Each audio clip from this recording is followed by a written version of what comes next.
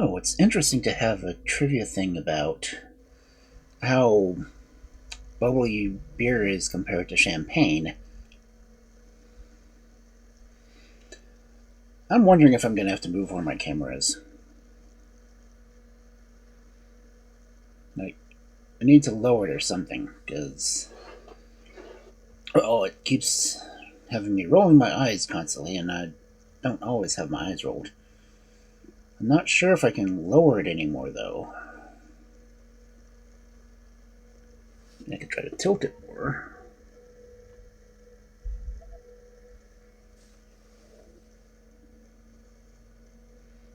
Nope, that still kind of leaves me eye rolling. Anyway, it is Friday. I hope everyone had a decent week. I hope we're all preparing for next week's second cold front.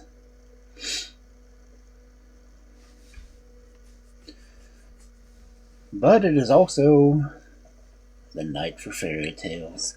Yes, it is Friday night, the night that we do fairy tales, because we like fairy tales here. And we are starting a new book. We are getting into the 6th. I had to look at my bookshelf real quick. Yes, we are getting into the 6th of the color fairy books from Andrew Lang and Company. It isn't until a few other books later that he starts giving his wife more credit, because he's editing. She's doing all the writing. Well, she and a crew of at least 10 more people are doing all the translating and writing, and he's just editing and putting them in the book. Kind of like what I'm doing in my stories. You know, as the ones above as told by the Wolf Storyteller. It is my collection of stories with me correcting some language and adding my own little input to the different tales. I'm sure Kel will post the ads sometime during the night, but if you just look up Kentron Valkyrie on Amazon, you will find my books.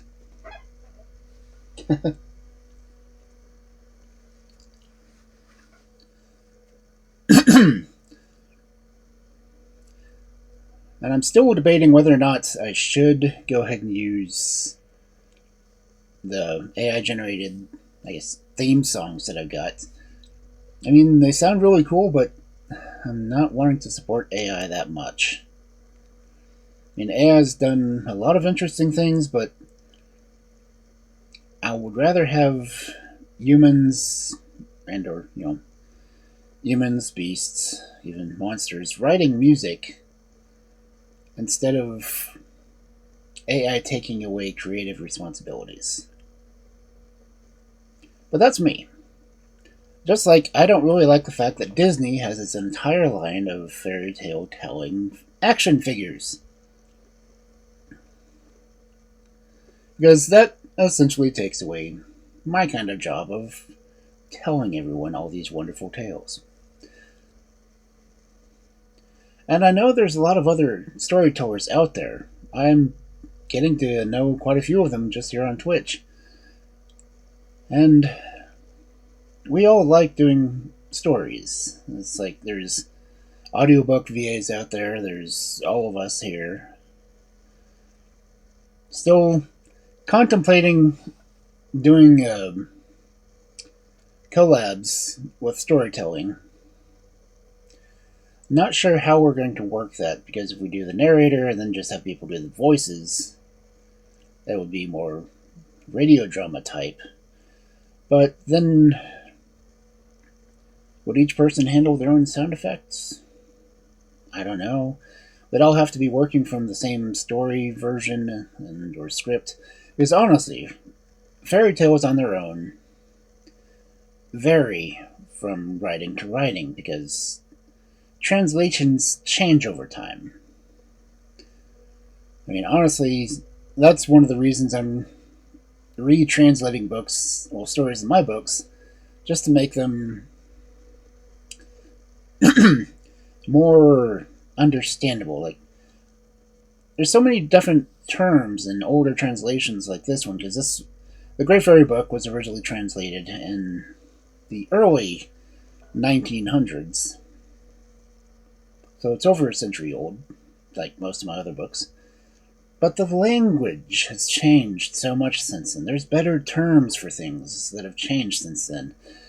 And generally, unless I'm openly mocking the language of the time, I'm going to try to improve it, and at least explain what something is.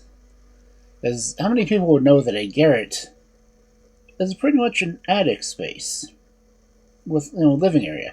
You don't think about it. Nowadays, it's just, hey, that's the loft. It's like, yeah, it was technically a loft then too, but they called it a garret. Just like a hayloft is the upper area of a barn where they typically kept hay. Well, it was also a garret. Just like things called a coffin, it's just a box. Just like a regular chest. It's just a small box, but they call it a coffin. So, language needs to be improved as it does go out through time, but that's why I try to do my stories in my book as told by the Wolf Storyteller. Because I'm not doing just the stories that I've read. I'm doing the stories as they would make a little bit more sense. Which is why I do this. I like to encourage people to read and to learn as much as they can about the stories that they're reading. And there's a Ninetales in chat. I'm going to try to catch it because I like Ninetales.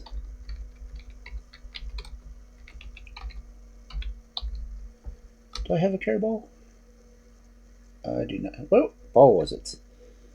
It was a heal ball.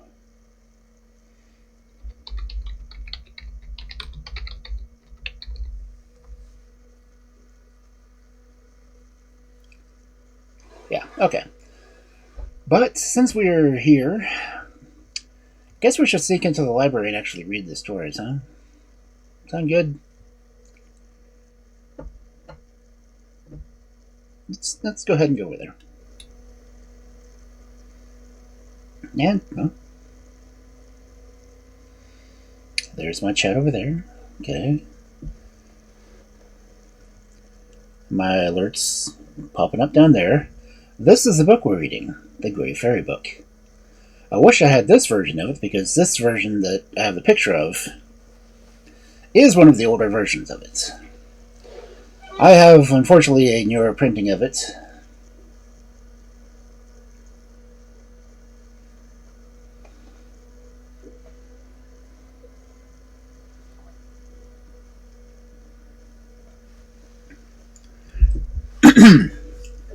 And I forgot to bring a bookmark. Ah, damn it, the Ninetales escaped. Oh well.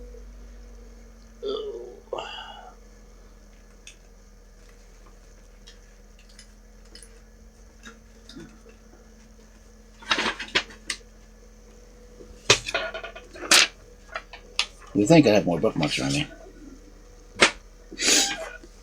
But like I've done in the other fairy books, I am going to read the foreword.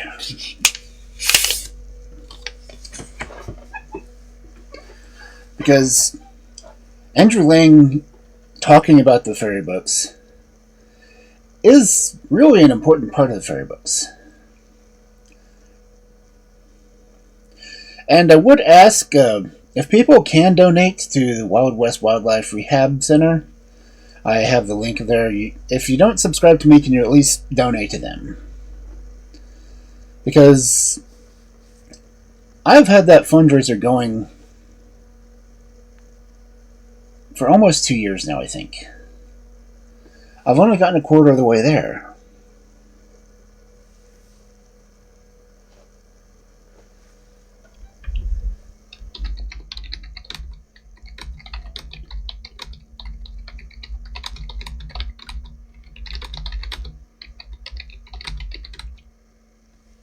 I'm doing all this typing, it's not going anywhere.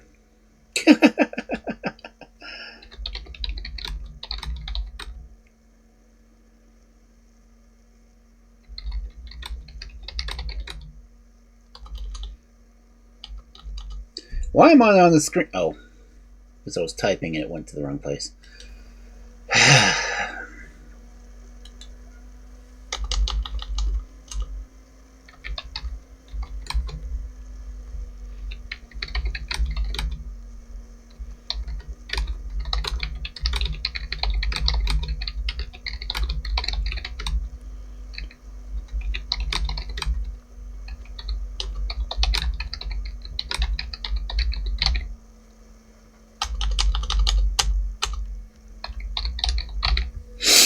Yes, I was typing. Tippity tap, tippity tap. And I'm going to pin it. Boop. Yes, I want to pin this message from me. And I will unpin it at the end of stream. Unpin after. Manually unpinned at the end of stream. Okay, we were good. But anyway, as I said, I will be reading the foreword by Andrew Lang, and I will introduce it as such. But it is already...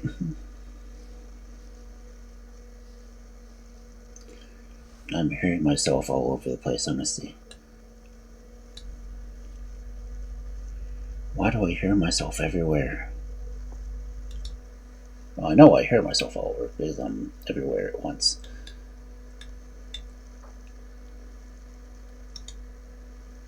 I don't need that one. I don't need that one open. Okay. Model backup. There we go.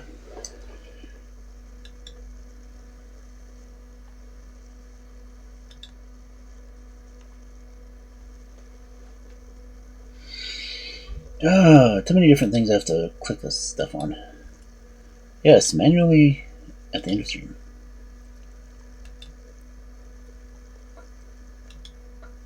Okay. Anyway, fairy tales. That's why we're here, right? Cause it's a fantasy fairy tale, that's my life. Ooh, we got some interesting stories tonight. Many of which I don't know how many times I've said it, but there's a lot of fairy tales that I've already read. I'm going to read them again. Because I find them in multiple books. Which is why I like fairy tales so much, because you can find the same fairy tale in multiple books, but it doesn't always mean it will be translated or read the same way.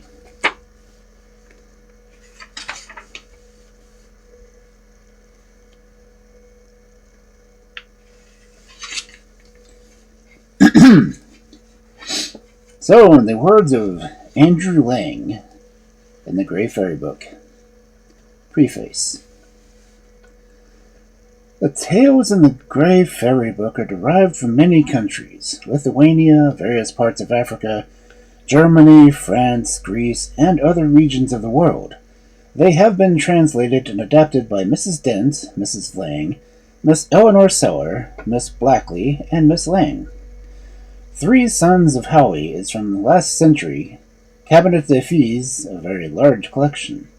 The French author may have had some Oriental original before him in parts. At all events, he copied the Eastern method of putting tale within tale, like the Eastern balls of carved ivory. The stories, as usual, illustrate the method of popular fiction. A certain number of incidents are shaken into many varying combinations, like the fragments of colored glass in a kaleidoscope.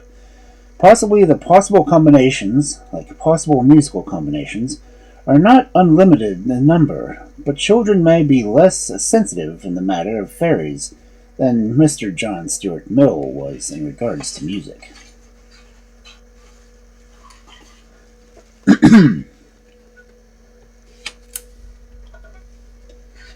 Honestly, I think that was the shortest preface done. Anyway, our first fairy tale for this Friday night. Donkey Skin. There was once upon a time a king who was so much beloved by his subjects that he thought himself the happiest monarch in the whole world, and he had everything his heart could desire. His palace was filled with the rarest of curiosities, and his garden with the sweetest flowers, while the marble stalls of his stable stood a row of milk-white Arabs with big brown eyes.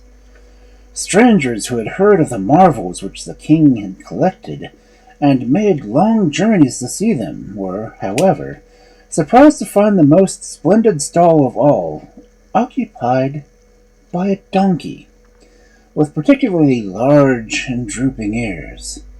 It was a very fine donkey, but still, as far as they could tell, nothing so very remarkable as to account for the care with which it was lodged, and they went away wondering, for they could not know that every night, when it was asleep, bushels of gold pieces tumbled out of its ears, which were picked up each morning by the attendants. After many years of prosperity, a sudden blow fell upon the king in the death from his wife, whom he dearly loved. But before she died, the queen, who had always thought first of his happiness, gathered all her strength and said to him, "Please, tell me one thing. You must marry again. I know, for the good of your people as well as yourself, but do not set about in a hurry. Wait until you have found a woman more beautiful and better formed than myself." "Oh, do not speak of me marrying," sobbed the king. "Rather let me die with you." But the queen only smiled faintly and turned over on her pillow and died. For some months the king's grief was great. Then gradually he began to forget a little, and besides, his counselors were always urging him to seek another wife. At first he refused to listen to them, but by and by he allowed himself to be persuaded to think of it, only stipulating that the bride should be more beautiful and attractive than the late queen, according to the promise that he made her. Overjoyed at having obtained what they wanted, the counselors sent envoys far and wide to get portraits of all the most famous beauties of every country. The artists were very busy and did their best, but alas, nobody could even pretend that any of the ladies could compare for a moment to the late queen. At length, one day, when he had turned away, discouraged from a fresh collection of pictures, the king's eyes fell on his adopted daughter, who had lived in the palace since she was a baby, and he saw that, if a woman existed on the whole earth more lovely than the queen, it was she. He had once made known what his wishes were, but the young girl, who was not at all ambitious, and had not the faintest desire to marry him, was filled with dismay and begged for time to think about it.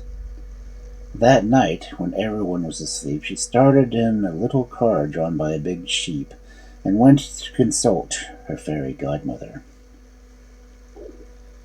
"I know what you have come to tell me," said the fairy, when the maiden stopped out of the car. "And if you wish, you don't have to marry him, and I will show you how to avoid it. Ask him to give you a dress that exactly matches the sky. It will be impossible for him to get one, so you will be safe." The girl thanked the fairy and returned home. The next morning, when her father, as she had always called him, came to see her, she told him that she could give him no answer until he had presented her with a dress the color of the sky. And the king, overjoyed at this answer, sent for all the choicest weavers and dressmakers in the kingdom, and commanded them to make a robe the color of the sky, without an instant's delay, or he would cut off their heads at once. Dreadfully frightened at this threat, they all began to dye and cut and sew, and in 2 days they brought back the dress, which looked as if it had been cut straight out of the heavens. The poor girl was thunderstruck and did not know what to do. So in the night she harnessed her sheep again and went in search of her godmother. "The king is cleverer than I thought," said the fairy, "but tell him you must have a dress of moonbeams." The next day, when the king summoned her into his presence, the girl told him what she wanted. "Madam, I can refuse you nothing," he said, and he ordered the dress to be made in 24 hours, or every man should be hanged. They set to work with all their might, and by dawn next day the dress of moonbeams was laid across her bed. The girl, though she could not help admiring its beauty, began to cry till the fairy who heard her came to help her. "Well, I could not have believed it of him," she said. "Ask for a dress of sunshine, and I shall be surprised indeed if he manages that." The goddaughter did not feel much faith in the fairy after 2 previous failures, but not knowing what else to do, she told her father what she was bid. The king made no difficulties about it, and gave his finest rubies and diamonds to ornament the dress, which was so dazzling when he finished it could not be looked at save through smoked glasses. When the princess saw it, she pretended that the sight hurt her eyes and retired to her room, where she found the fairy waiting for her, very much ashamed of herself. "There is only one thing to be done now," she cried. "You must demand the skin of the ass he sets such store by. It is from that donkey he obtains all his vast riches, and I am sure he will never give it to you." The princess was not so certain. However, she went to the king and told him she could never marry him until he had given her the skins of the ass. The king was both astonished and grieved at this new request, but he did not hesitate an instant. The ass was sacrificed and skin laid at the feet of the princess. The poor girl, seeing no escape from the fate she dreaded, wept afresh and tore her hair, when suddenly the fairy stood before her. "Take heart," she said. "All will go well now. Wrap yourself in the skin and leave the palace, and go as far as you can. I will look after you. Your dresses and your jewels shall follow you underground, and if you strike the earth whenever you need anything, you will have it at once. But go quickly, you have no time to lose." So the princess clothed herself in the ass's skin, and slipped from the palace without being seen by anyone. Directly she was missed there by a great hue and cry, and every corner, possible and impossible, was searched.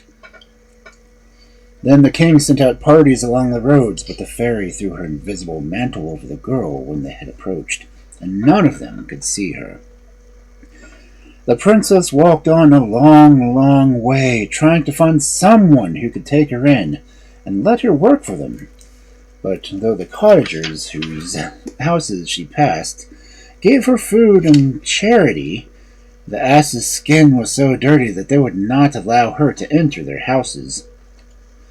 For her flight had been so hurried, she had no time to clean it. Tired and disheartened of her ill fortune, she was wandering one day past the gate of a farmyard, situated just outside the walls of a large town, when she heard a voice calling to her. She turned and saw the farmer's wife standing among her turkeys, and making signs to her to come in. "I want the girl to wash the dishes and feed the turkeys and come clean out the pigsty," said the woman. And to judge by your dirty clothes, you would be too fine for the work. The girl accepted her offer with joy, and she was set at once to work in a corner of the kitchen, where all the farm servants came and made fun of her and her ass's skin in which she was wrapped. By and by they got so used to the sight of it that it ceased to amuse them, and she worked so hard and so well that her mistress grew quite fond of her, and she was so clever at keeping sheep and herding turkey that you would have thought she had done nothing else her whole life.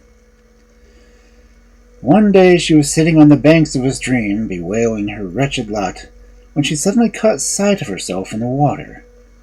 Her hair and part of her face was quite concealed by the ass's head, which was drawn right over like a hood, and the filthy matted skin covered her whole body. It was the first time she had seen herself as other people saw her, and she was filled with shame at the spectacle. Then she threw off her disguise and jumped into the water, plunging in and in again, till she shone like ivory. When it was time to go back to the farm, she was forced to put the skin on which disguised her, and now seemed more dirty than ever. But as she did so, she comforted herself with the thought that tomorrow was a holiday, that she would be able for a few hours to forget that she was a farm girl, and be a princess once more. So at the break of day she stamped on the ground, and the fairy had told her, and instantly the dress like the sky lay across her tiny bed. Her room was so small that there was no place for the train of her dress to spread itself out, but she pinned it up carefully when she combed her beautiful hair and piled up on top of her head, so she always had worn it. Once she had done, she was so pleased with herself that she determined never to let a chance pass of putting on her splendid clothes, even if she had to wear them in the fields, with no one to admire her but the sheep and the turkeys. Now, the farm was a royal farm, and one holiday when Donkeyskin, as they had nicknamed the princess, had locked the door of her room and clothed herself in a dress of sunshine. The king's son rode through the gates and asked if he might come and rest himself a little after hunting. Some food and milk were set before him in the garden, and when he felt rested he got up and began to explore the house, which was famous throughout the whole kingdom for its age and beauty.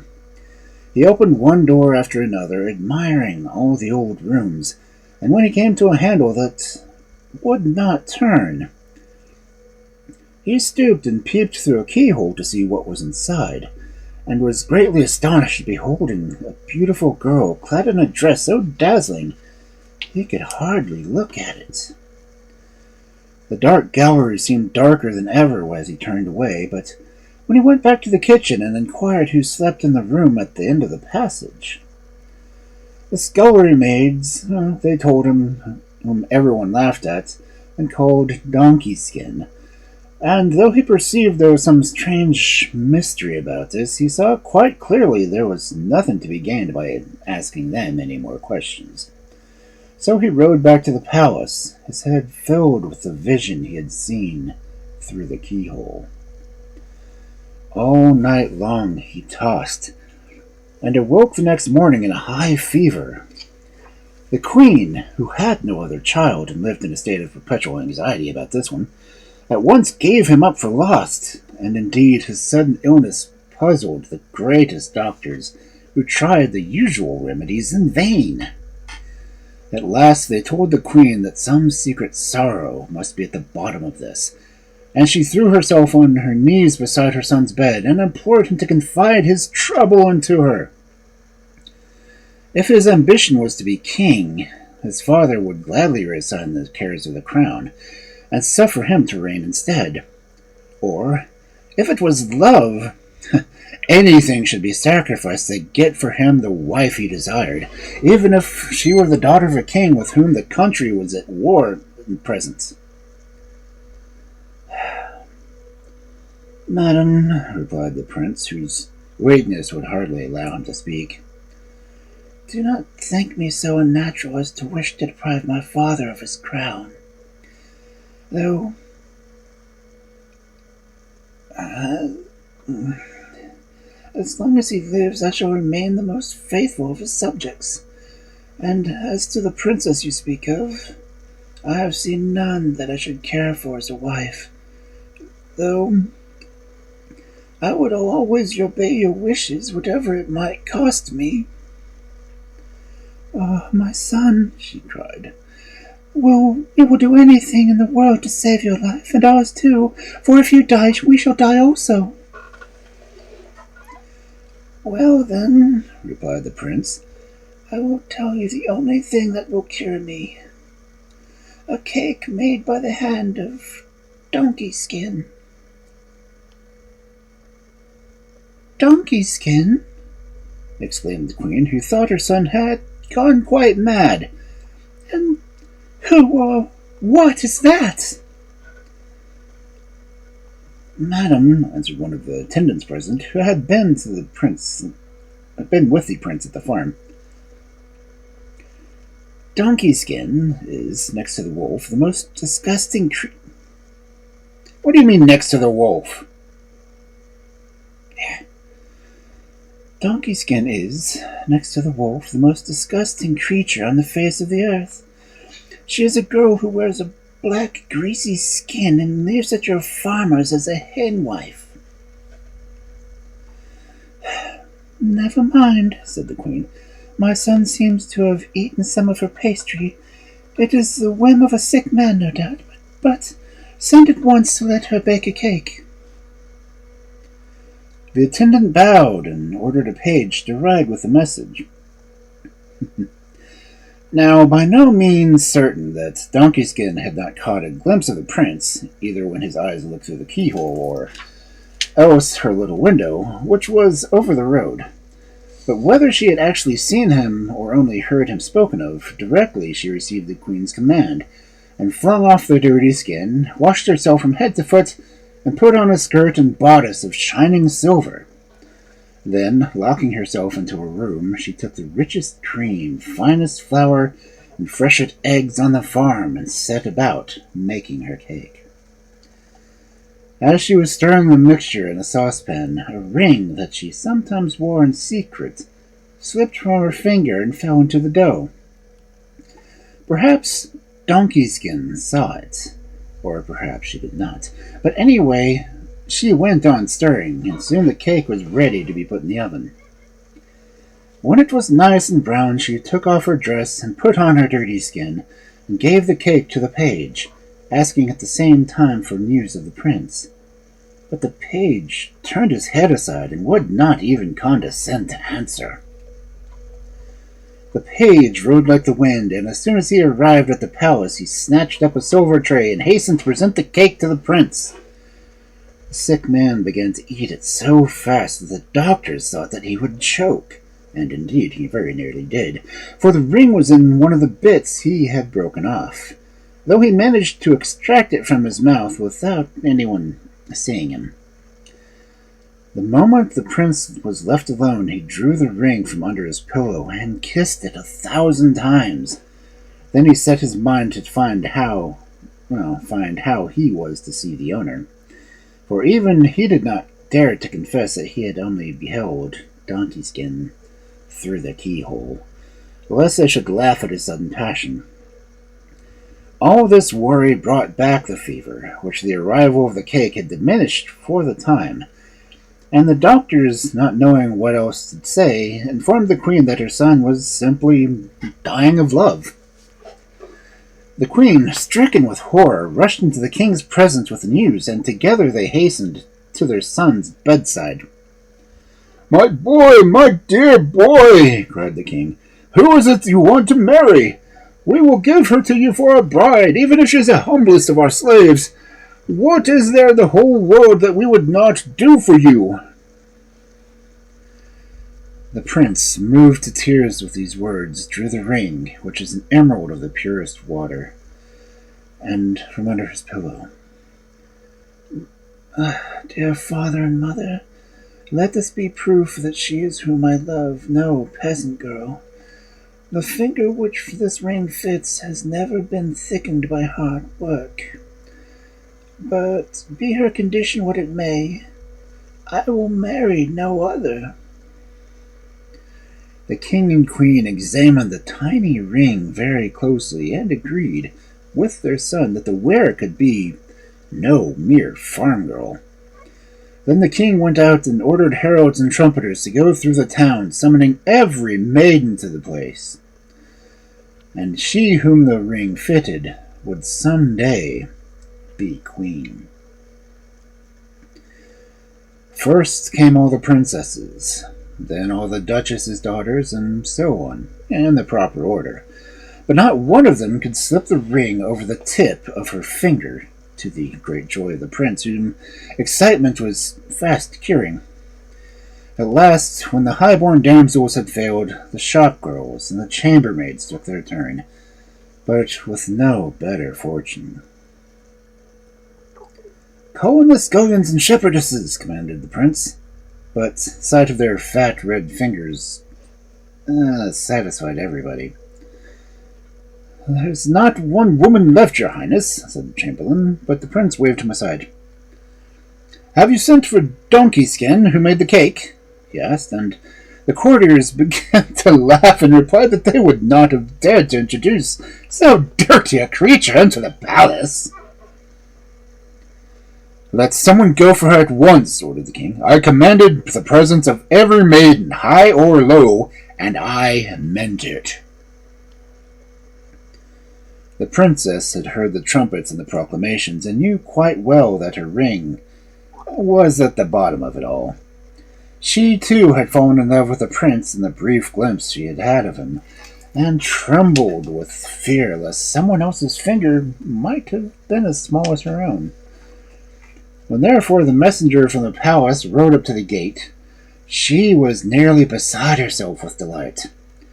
Hoping all the time for such a summons, she had dressed herself with great care, putting on the garment of moonlight, whose skirt was scattered over with emeralds. But when they came calling to her home to come down, she hastily covered herself with her donkey skin, and announced she was ready to present herself before her highness. She was taken straight into the hall where the prince was awaiting her, but at the sight of the donkey skin, his heart sank. Had he been mistaken after all?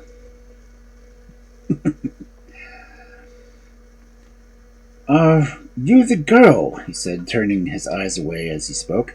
"You the girl who has the room in the furthest corner of the inner court of the farmhouse?" "Yes, my lord, I am," she answered. "Hold out your hand, then," continued the prince, feeling that he must keep his word whatever the cost. And to the astonishment of everyone present, a little hand, white and delicate, came from beneath the black and dirty skin. The ring slipped on with the utmost ease, and as it did so, the skin fell to the ground, disclosing a figure of such beauty that the prince, weak as he already was, fell on his knees before her, while the king and queen joined their prayers to his.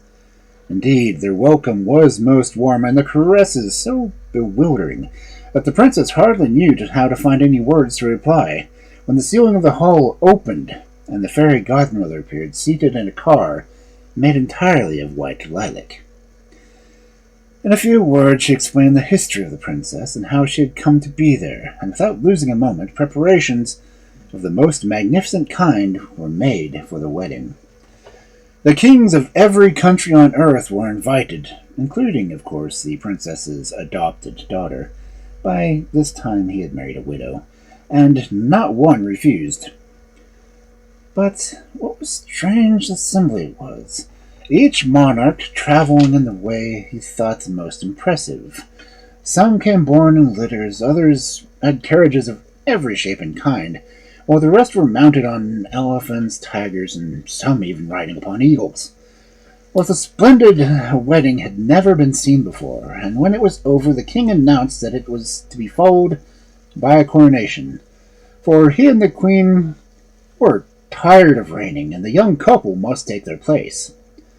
The rejoicings lasted for 3 whole months, and then the new sovereigns settled down to govern their kingdom. and made themselves much beloved by their subjects. And when they died, 100 years later or so, each man mourned them as his own father and mother.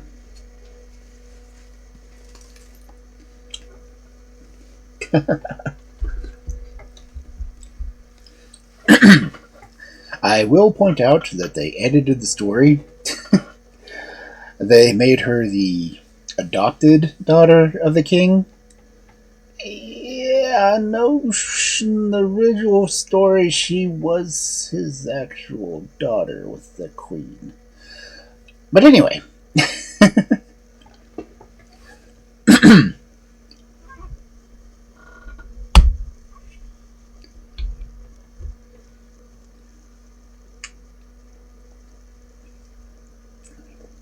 I don't know, no amount of grease would really do that small of a finger, I suppose. I mean, I was saying that even the finest ladies of the land could barely fit it on their fingertip. So I would have to imagine that would be a pretty damn small ring. Then again, considering some people's hands, but she was a shepherdess. I guess she never worked hard with her hands. Because that was one of the stipulations, like, their hands are too calloused and thick and hard. There's no way a ring would fit on that. And she still had dainty little white hands. No. Yeah, they really edited that to make it somewhat safe for families. Yeah, she's an adopted daughter, not my real daughter. That's... This original story, he compared her beauty to her mother's, who had died. I'm pretty sure her mother wasn't thinking that idea, but fairy tales are fairy tales, and royalty is royalty.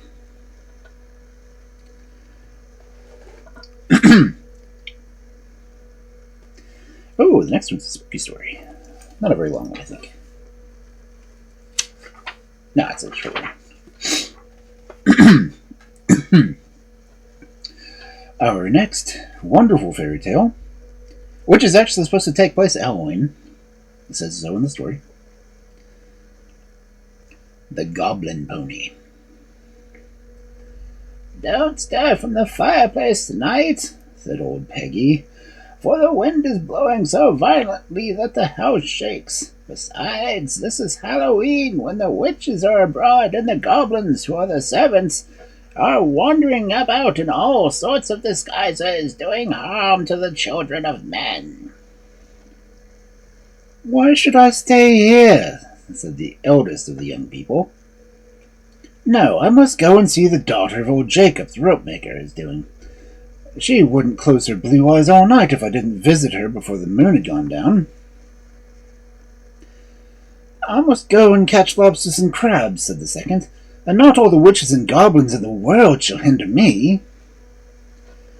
So they all determined to go on their business or pleasure, and scorned the wise advice of old Peggy. Only the youngest child hesitated a minute when she said to him, "You stay here, my little Richard, and I will tell you beautiful stories." But he wanted to pick a bunch of wild thyme and some blackberries by moonlight, and ran out after the others. When they got outside the house, they said, "That old woman talks about winds and storms, and never was the weather finer or the sky more clear. See how majestically the moon stalks through the transparent clouds." Then all of a sudden, they noticed a little black pony close beside them. "Oh," they said, "that is old Valentine's pony. It must have escaped from the stable, and we're going to drink at the horse pond." "My little pony," said the eldest, patting the creature with his hand, "you mustn't run too far. I'll take you to the pond myself." With these words, he jumped on the pony's back, and was so quickly followed by his second brother, and then the third, and so on, till at last they were all astride the little beast. Down the small Richard, who didn't like to be left behind. On the way to the pond, they met several of their companions, and they invited them all to mount the pony, which they did, and the little creature did not seem to mind the extra weight, but trotted along merrily. The quicker it trotted, the more the young people enjoyed the fun. They dug their heels into the pony's side and called, "Gallop, little horse! You have never had such brave riders on your back before!" In the meantime, the wind had risen again, and the waves began to howl. But the pony did not seem to mind the noise. And instead of going to the pond, it cantered gaily toward the seashore. Richard began to regret his time in Blackberries, and the older brother seized his pony by the mane and tried to make it turn around, for he remembered the blue eyes of Jacob, the rope-maker's daughter. But he tugged and pulled in vain, for the pony galloped straight into the sea, till the waves met its forefeet.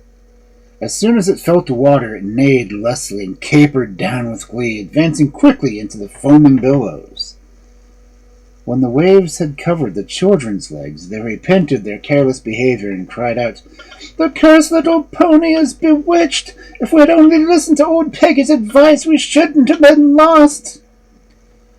The further the pony advanced, the higher rose the sea, and at last the waves covered the children's head, and they were all drowned. Towards morning, old Peggy went out, for she was anxious about the fate of her grandchildren. She sought them high and low, and could not find them anywhere. She asked all the neighbors if they had seen the children, but no one knew anything about them, except the eldest had not been to see the blue-eyed daughter of Jacob the rope-maker. When she was going home, bowed with grief, she saw a little black pony coming towards her, springing and curveting in every direction. When it got quite near her, it neighed loudly, and galloped past her so quickly that in a moment it was out of her sight.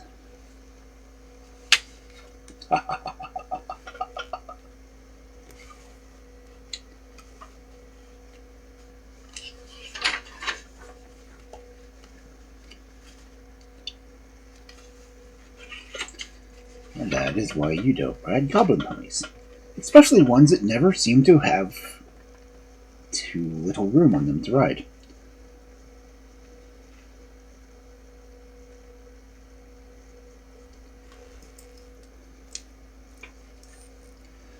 That's interesting because if you go by Irish mythology, which clearly, well, this was a French story from Kutke, but if you go by the Irish version of it, that would have been the puka. Because puka does the same thing. It just makes someone ride it and then rides them until they either fall off or fall into the ocean. One of the things. Then again, pukas are shapeshifters. So, but they typically usually show up as shaggy black ponies. If anyone really wants to know, they can look up my Irish folklore book, well, my Irish folklore stories, and the puka's like the first one I read. Anyway, this next tale, oh, it's going to be a longer one. So I may go ahead and push the ads now so I can make sure I get through this one. Yeah, I think I'll go ahead and push the ads so I don't have to worry about stopping on this one. Because the Impossible Enchantment is a fairly long tale. I don't have to look at the page numbers in that one. I've read it a couple of times. There will be singing, unfortunately. Yeah, the Impossible Enchantment is a 16-page story. And, as I said, it does involve singing, so if people really want to clip me singing, feel free to. Otherwise, I'll just have to do it later. But yeah, I will see you all after a couple minutes.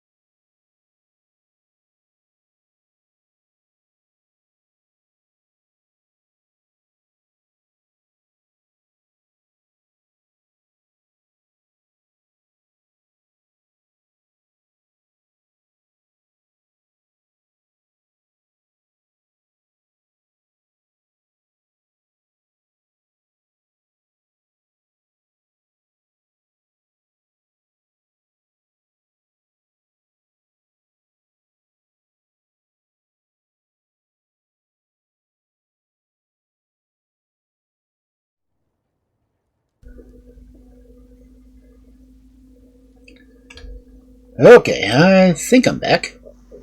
I'm never sure. No, it says I've still got 20 more seconds.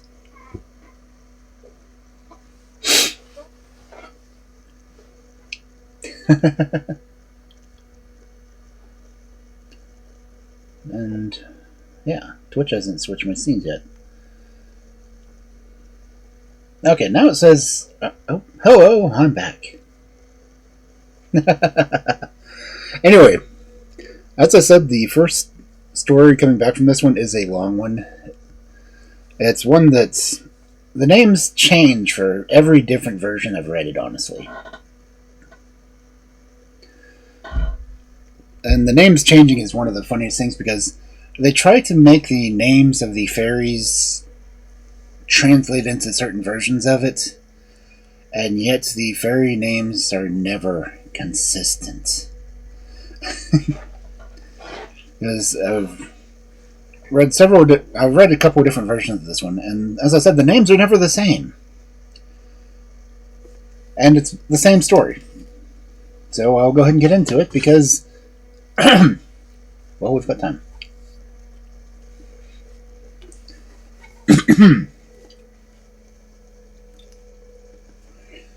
An Impossible Enchantment. There once lived a king who was much loved by his people, and he too loved them warmly.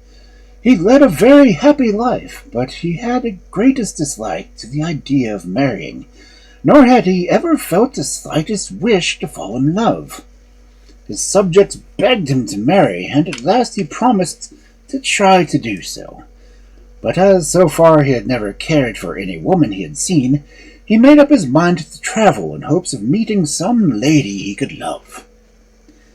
He arranged all the affairs of state in an orderly manner, and set out attended by only one equerry, who, though not very clever, had most excellent good sense.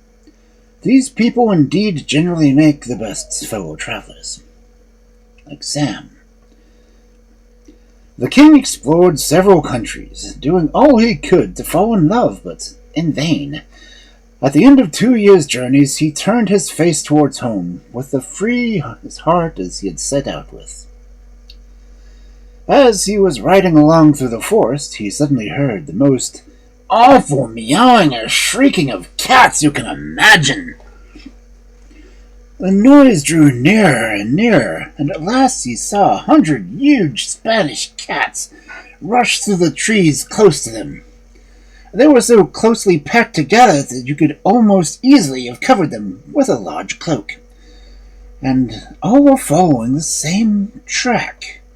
They were closely pursued by 2 enormous apes dressed in purple suits, with the prettiest and best-made boots you had ever seen.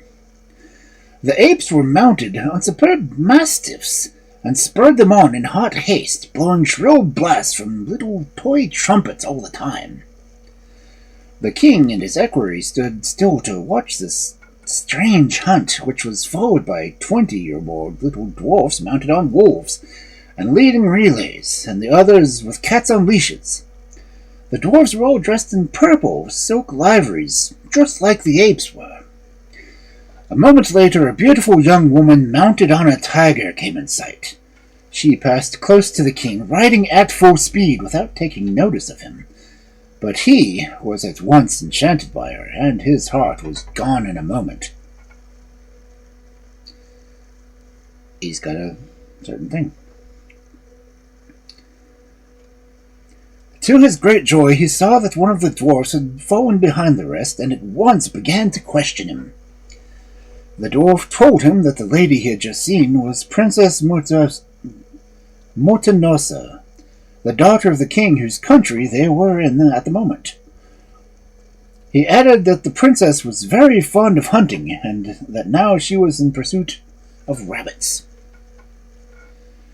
The king then asked the way to the court, and having been told it, hurried off, and reached the capital in a couple of hours. As soon as he arrived, he presented himself to the king and queen, and on mentioning his own name and that of his country, was received with open arms. Not long after, the princess returned, and on hearing that the hunt was very successful, the king complimented her on it, but she would not answer a word. Her silence rather surprised him, but he was still more astonished when he found that she never spoke once all through supper time. Sometimes she seemed about to speak, but whenever this was the case, her father or mother at once took up the conversation. However, the silence did not cool the king's affection, and when he retired to his rooms at night, he confided his feelings to his faithful equerry. But the equerry was by no means delighted at his king's love affair, and took no pains to hide his disappointment. "But why are you vexed?" asked the king. "Surely the princess is beautiful enough to please anyone." "She certainly is handsome," replied the equerry, "but to be really happy in love with someone, more than beauty is required. To tell you the truth, sire," he added, "her expression seems too hard." "That is pride and dignity," said the king, "and nothing can be more becoming." "Pride or hardness as you will," said the inquiry, "but to my mind the choice of so many fierce creatures for amusements seems to tell of a fierce nature, and I also think there is something suspicious in the care taken to prevent her from speaking." The equerry's remarks were full of good sense, but his opposition is only apt to increase love in the heart of men, and especially kings who hate being contradicted. The king begged, the very next day, for the hand of Princess Mutinosa, and was granted it on 2 conditions. The first was that the wedding should take place the very next day, and the second, that he should not speak to the princess till she was his wife. To all of which the king agreed, in spite of his equerry's objections, so that the first word he heard his bride utter was the "yes" she spoke at the wedding. Once married, however, she no longer placed any check on herself, and her ladies-in-waiting came in for plenty of rude speeches. Even the king did not escape scolding, but as he was a good-tempered man and very much in love, he bore it patiently. A few days after the wedding, the newly married pair set out for their kingdom without leaving many regrets behind. The good equerry's fears proved only too true, as the king found to his cost. The young queen made herself not the most disagreeable to all her court. Her spite and bad temper knew no bounds, and before the end of the month she was known far and wide as a regular vixen. I guess in a bad way.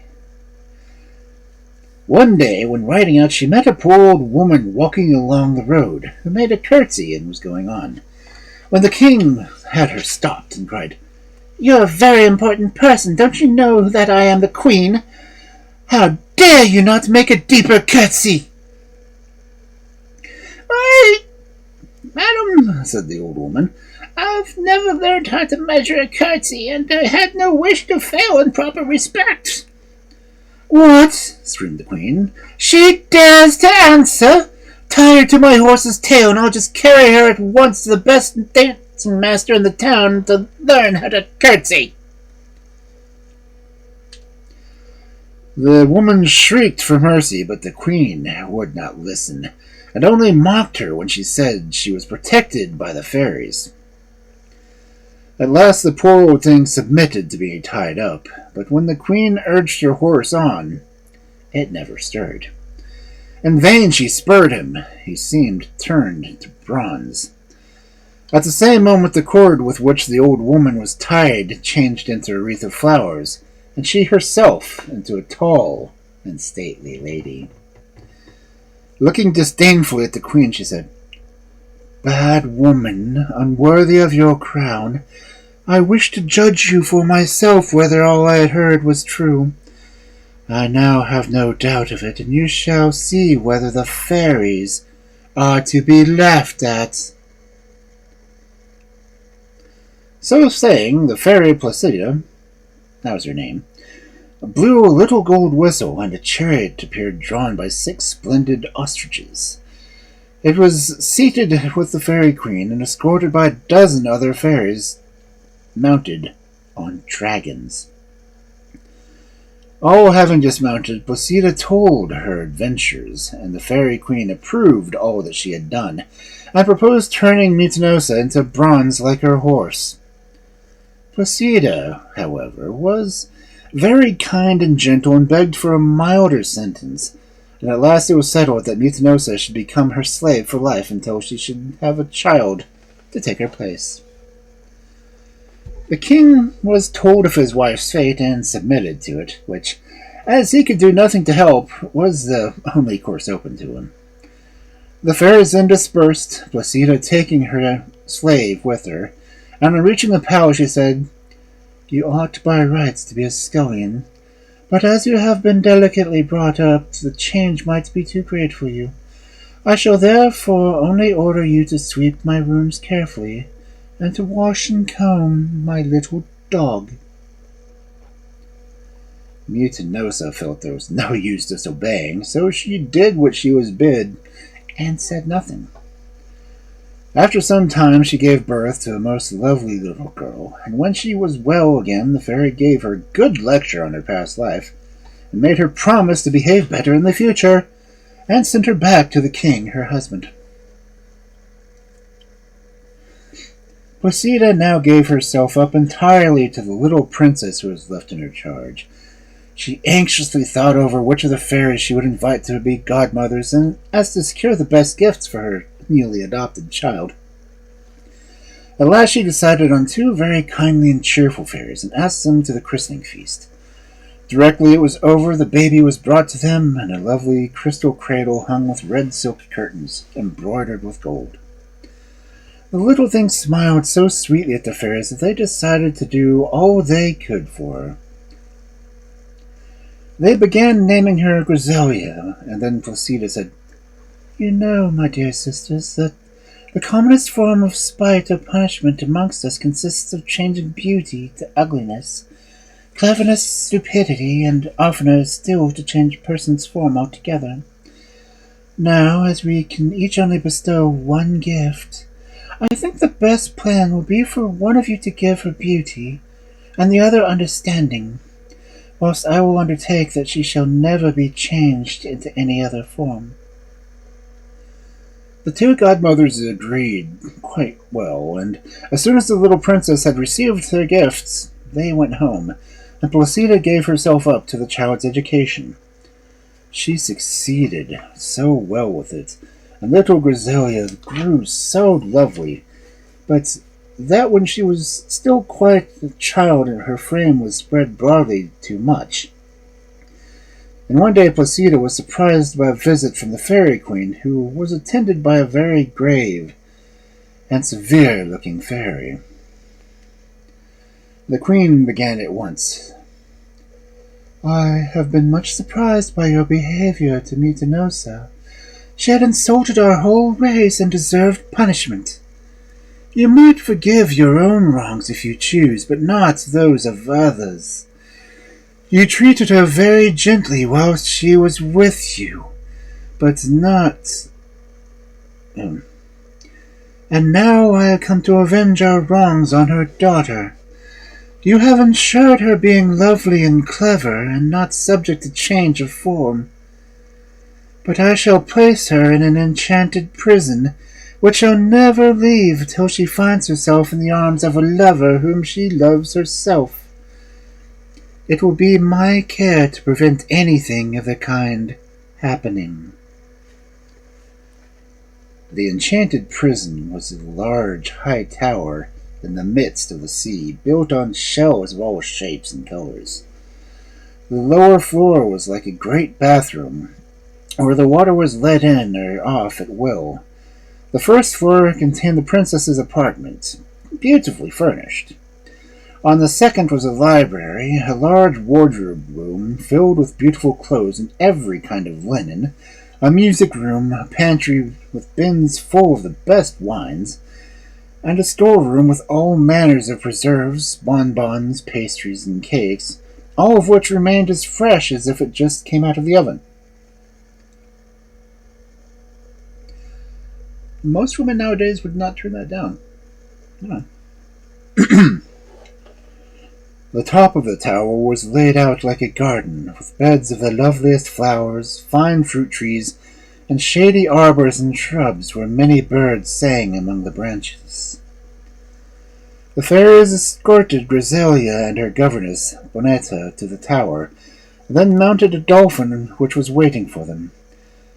At a little distance from the tower, the queen waved her wand and summoned 2,000 great, fierce sharks, whom she ordered to keep a close guard and not let a soul near the tower. The good governess took such pains with Griselia's education that when she was nearly grown up, she was not only a most accomplished, but a very sweet and good girl. One day, as the princess was standing on the balcony, she saw the most extraordinary figure rise out of the sea. She quickly called Bonetta to ask her what it could be. It looked like some kind of man with the bluest face and long green hair. He was swimming towards the tower, but the sharks took no notice of him. "It must be a merman," said Bonetta. "A man, do you say?" cried Griselia. "Let's hurry down to the door and let him see nearer." When they stood in the doorway, the merman stopped to look at the princess, and made many hand signs of admiration. His voice was very hoarse and husky, but when he found that he was not understood, he took to signs. He carried a little basket made of oysters and filled with rare shells, which he presented to the princess. She took it with signs of thanks, but as it was getting dusk, she retired, and the merman plunged back into the sea. When they were alone, Griselia said to her governess, "What a dreadful-looking creature that was! Why do those odious sharks let him come near the tower? I suppose not all men are like him." "No, not indeed," said Bonita. "I suppose the sharks took him on as sort of a relation, so they did not attack him." A few days later, the two ladies heard a strange sort of music, and looking out of the window, there was a merman, his head crowned with water plants, blowing a great seashell with all his might. They went down to the tower door, and Griselia politely accepted some coral and some other marine curiosities he had brought her. After this, he used to come every evening and blow his shell, or dive and play antics under the princess's window.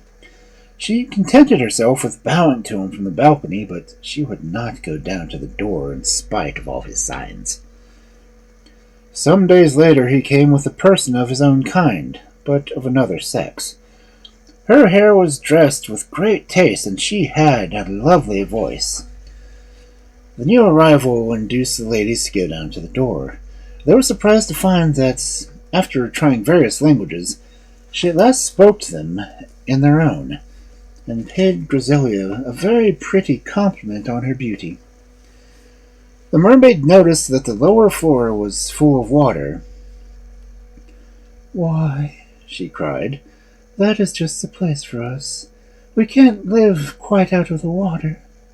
So saying, she and her brother swam in and took up a position in the bathroom. The princess and her governess seated themselves on the steps which ran around the room. "No doubt, madam," said the mermaid, "you have given up on living on land as to escape the crowd of lovers, but I fear that even here you cannot avoid them, for my brother is already dying of love for you, and I am sure that once you are seen in our city he will have many rivals." Then she went on to explain how grieved her brother was not being able to make himself understood, adding, "I interpret for him, having been taught several languages by a fairy." "Oh, then you know the fairies too?" said Griselia, with a sigh. "Yes, we have," replied the mermaid. "But if I am not mistaken, you have suffered from the fairies on earth." The princess on this told her entire history to the mermaid, who assured her how sorry she felt for her, but begged her not to lose courage, adding, as she took her leave, Perhaps one day you may find a way out of your difficulties. The princess was delighted with this visit, with the hopes that the mermaid held out. It was something to meet someone fresh to talk to. We will make acquaintances with several of these people, she said to her governess, and I dare say they're not all as hideous as the first one we saw. Anyhow, we shan't be so dreadfully lonely. Dear me, said Benita. How wonderful young people are. As for me, I feel afraid of these folk, but what do you think of the lover you have captivated? Oh, I could never love him, cried the princess. I can't bear him. But perhaps, as the sister says, they're related to the fairy Marina. They may be some use of us. The mermaid often returned, and each time she talked of her brother's love. And each time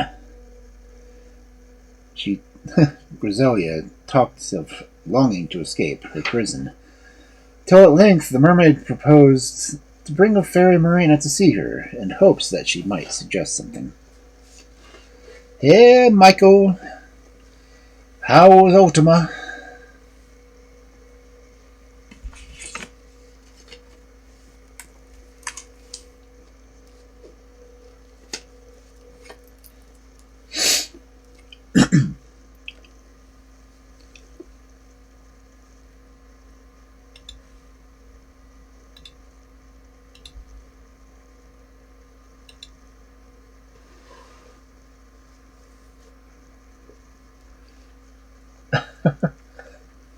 Okay. Got so much booty? Booty is a good thing. Especially a lot of booty.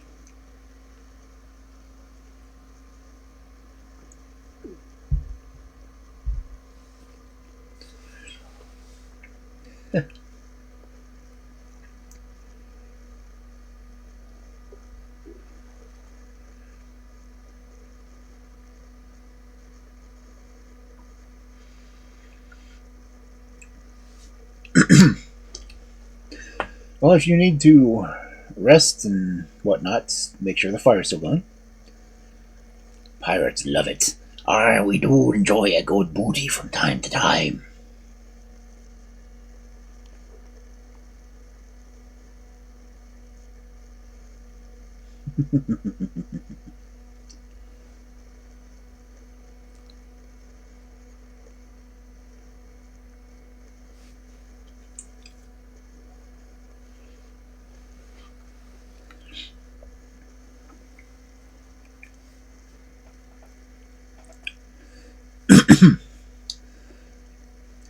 But as you've gotten your booty, you might check to make sure your fire still be burning bright, for it could be a cold evening.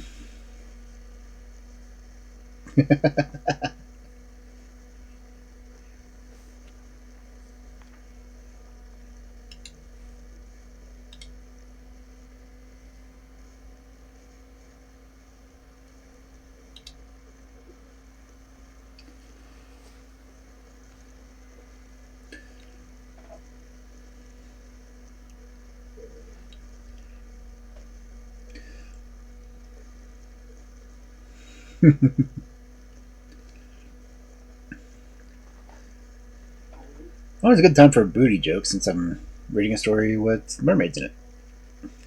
Yeah. Word warm front today and tonight. I don't know. My weather thing's telling me that it's. Let's see what's it saying right now. It says it is currently 36.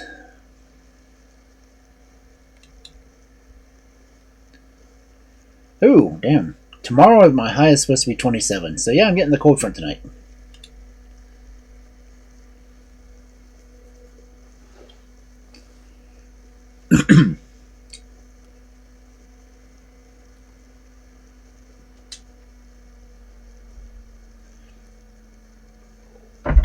Ouch.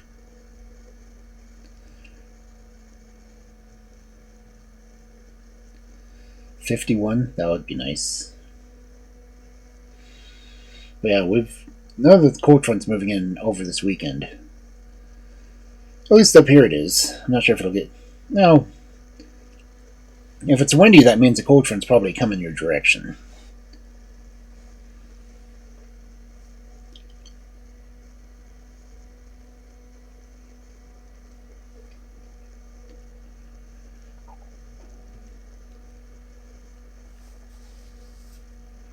Of course, now it's saying feels colder now. Duh.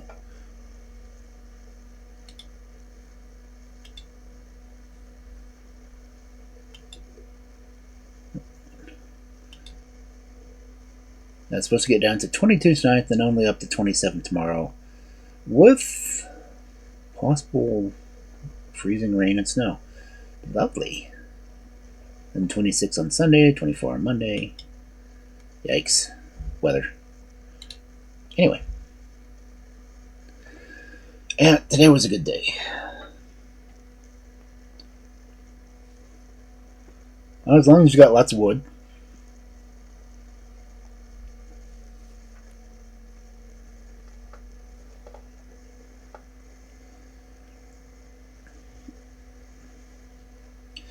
But stay warm because it's not going to last very long. Then again, the cold's not going to last very long either. But still. Get cozy, settle in. Now you got an Amber Alert. That's never good. Make sure my phone doesn't go off. Oh! Yeah, I got it too.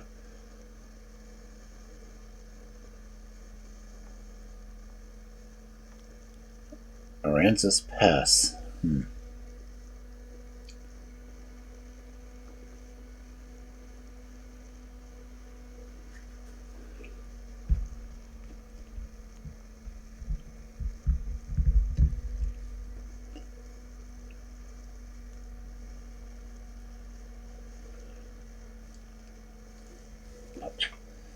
Okay.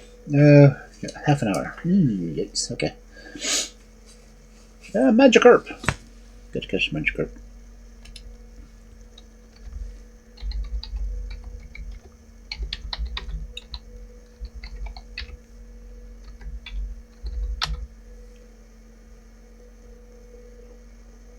What? Oh, Pokecath. No, I don't want a Pokecath. I want a Pokecatch.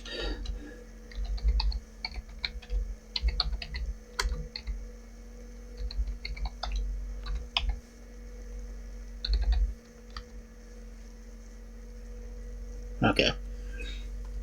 Now it says I'm a raider. Hee that's funny. Anyway. Settle back. Get warm. Get horizontal if you need to.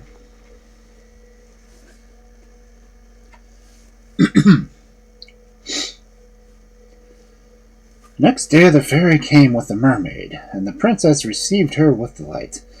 After a little talk she begged Griselia to show her the inside of the tower, and let her see the garden on top, for with the help of crutches she could manage to move about. And being a fairy could not live out of water for a long time, she wetted her forehead every now and then.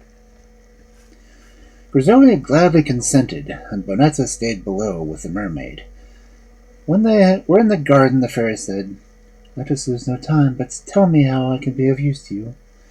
Griselia then told her all her story, and Marina replied, "My dear princess, I can do nothing for you as regards the dry land, for my power does not reach beyond my own element. I can only say that if you will honor my cousin by accepting his hand, you could then come and live amongst us. I could teach you in a moment to swim and dive with the best of us. I can harden your skin without spoiling its color. My cousin is one of the best matches in the sea, and I will bestow so many gifts on him that you will be quite happy." The fairy talked so well and so long that the princess was rather impressed, and promised to think the matter over. Just as they were going to leave the garden, they saw a ship sailing nearer the tower than any had done before. On the deck lay a young man under a splendid awning, gazing at the tower through a spyglass. But before they could see anything clearly, the ship moved away, and the two ladies parted, the fairy promising to return shortly. As soon as she was gone, Griselia told her governess what she had said. Bonita was not at all pleased at the turn matters were taking, for she did not fancy being turned into a mermaid in her old age. She thought the matter well over, and this is what she did.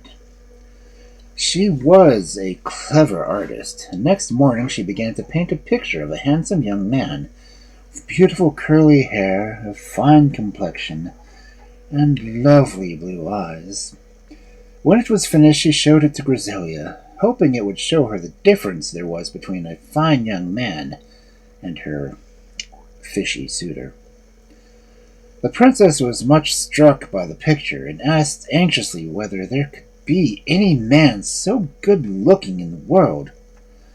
Bonetta assured her that there were plenty of them, indeed many far handsomer.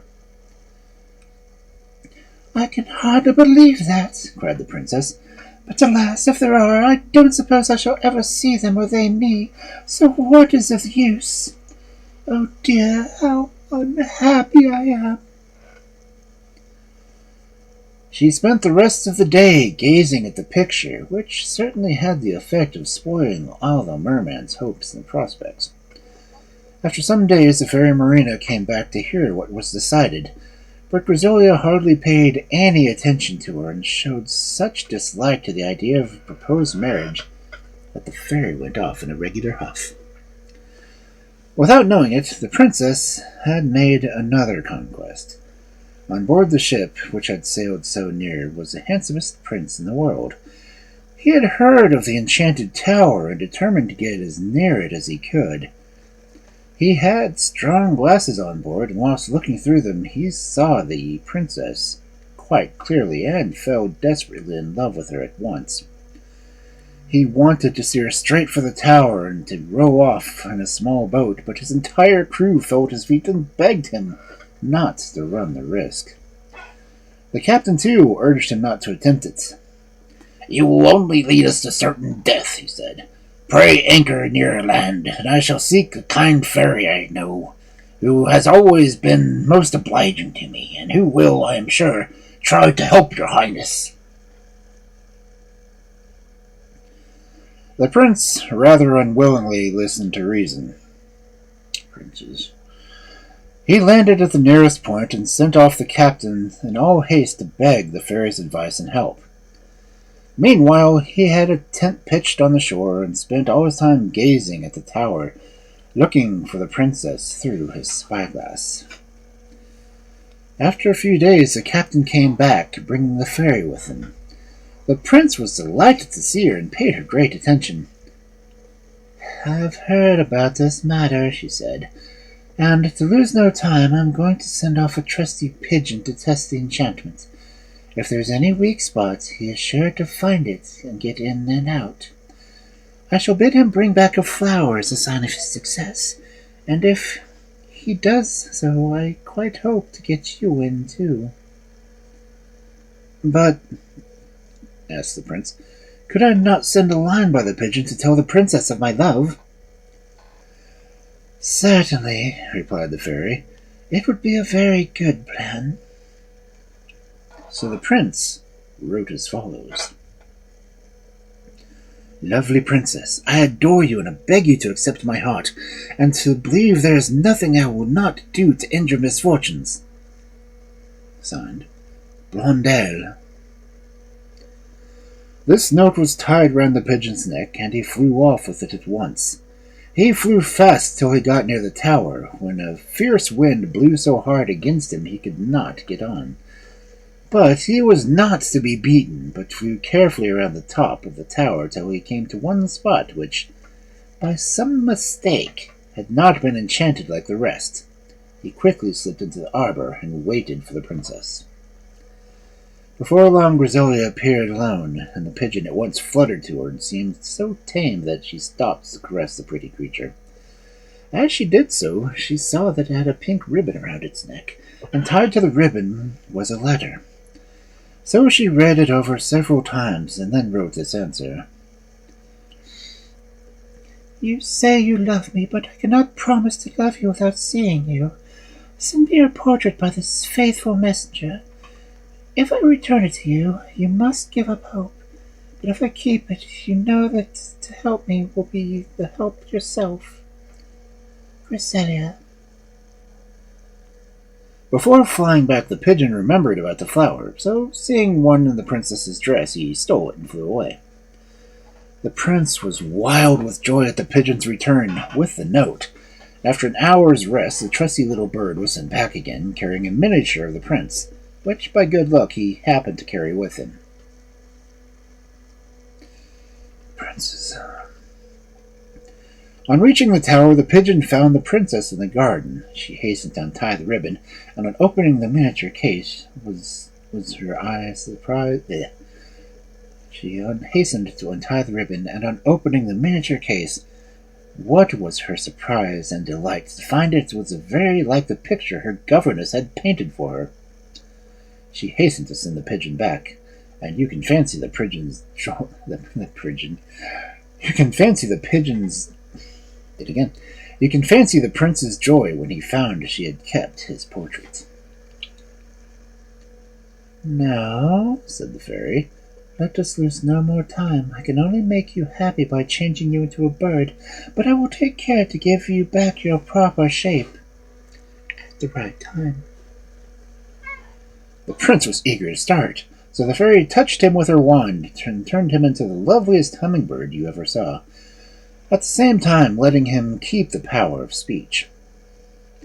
The pigeon was told to show him the way. Griselia was much surprised to see a perfectly strange bird, and still more when it flew to her singing, "Good morning, little sweet princess." She was delighted with the pretty creature and let him perch on her finger, and when he said, "Kiss, kiss, little birdie," which she gladly did, and petting and stroking him at the same time. After a time, the princess, who had been up very early, grew tired, and as the sun was hot, she went to lie down on a mossy bank in the shade of the arbor.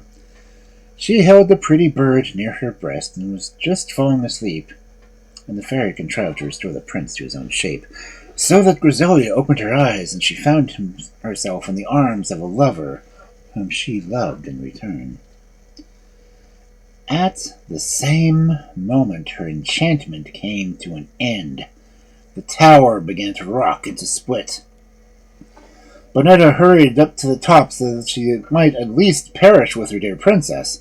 Just as she reached the garden, the kind fairy who had helped the prince arrived with the fairy Placida in a car of Venetian glass drawn by 6 eagles. "Come away quickly," they cried. "The tower is about to sink."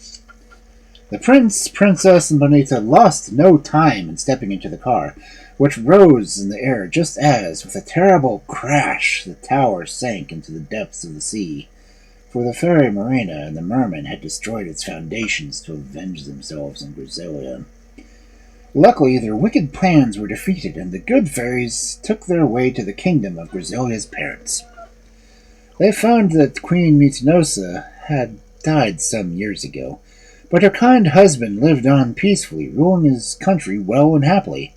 He received his daughter with great delight, and there were universal rejoicings at the return of the lovely princess. The wedding took place the very next day, and for many days after, balls, dinners, tournaments, concerts of all sorts of amusements went on all day and all night. The fairies were carefully invited, and they came in great state and promised the young couple their protection and all sorts of good gifts. Prince Blondel and Princess Griselia lived to a good old age, beloved by everyone, and loving each other more and more as time went on.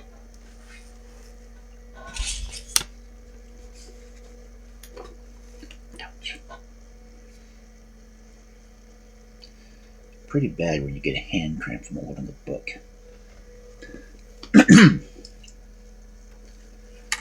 Okay, let's see. How long was this last one?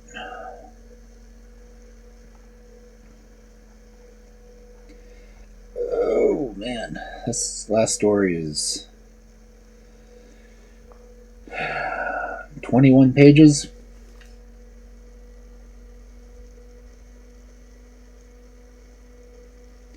bet it would be the fourth story of the new book. What do you say?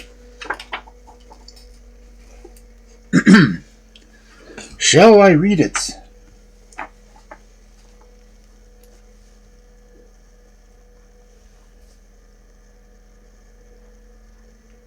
I shall take a drink first, though.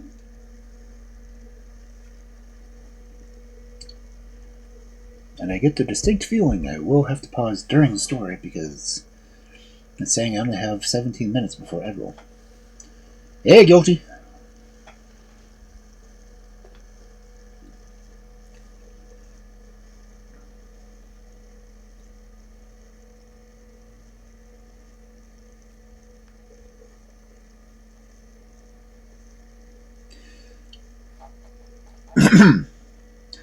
Okay, this one's going to have some fun names to pronounce in it. So, one more story. Uno más.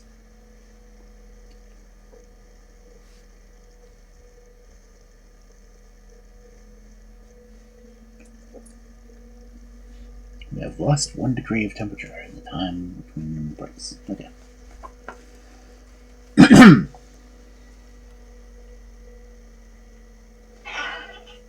I will say this is another weird story. So, let's get into it. And if I have to, I will try to pause the ads as long as I can. So our final story for this fabulous Friday night of fairy tales. The Story of Dschemil and Dschemila. There was once a man whose name was Dschemil, and he had a cousin who was called Dschemila.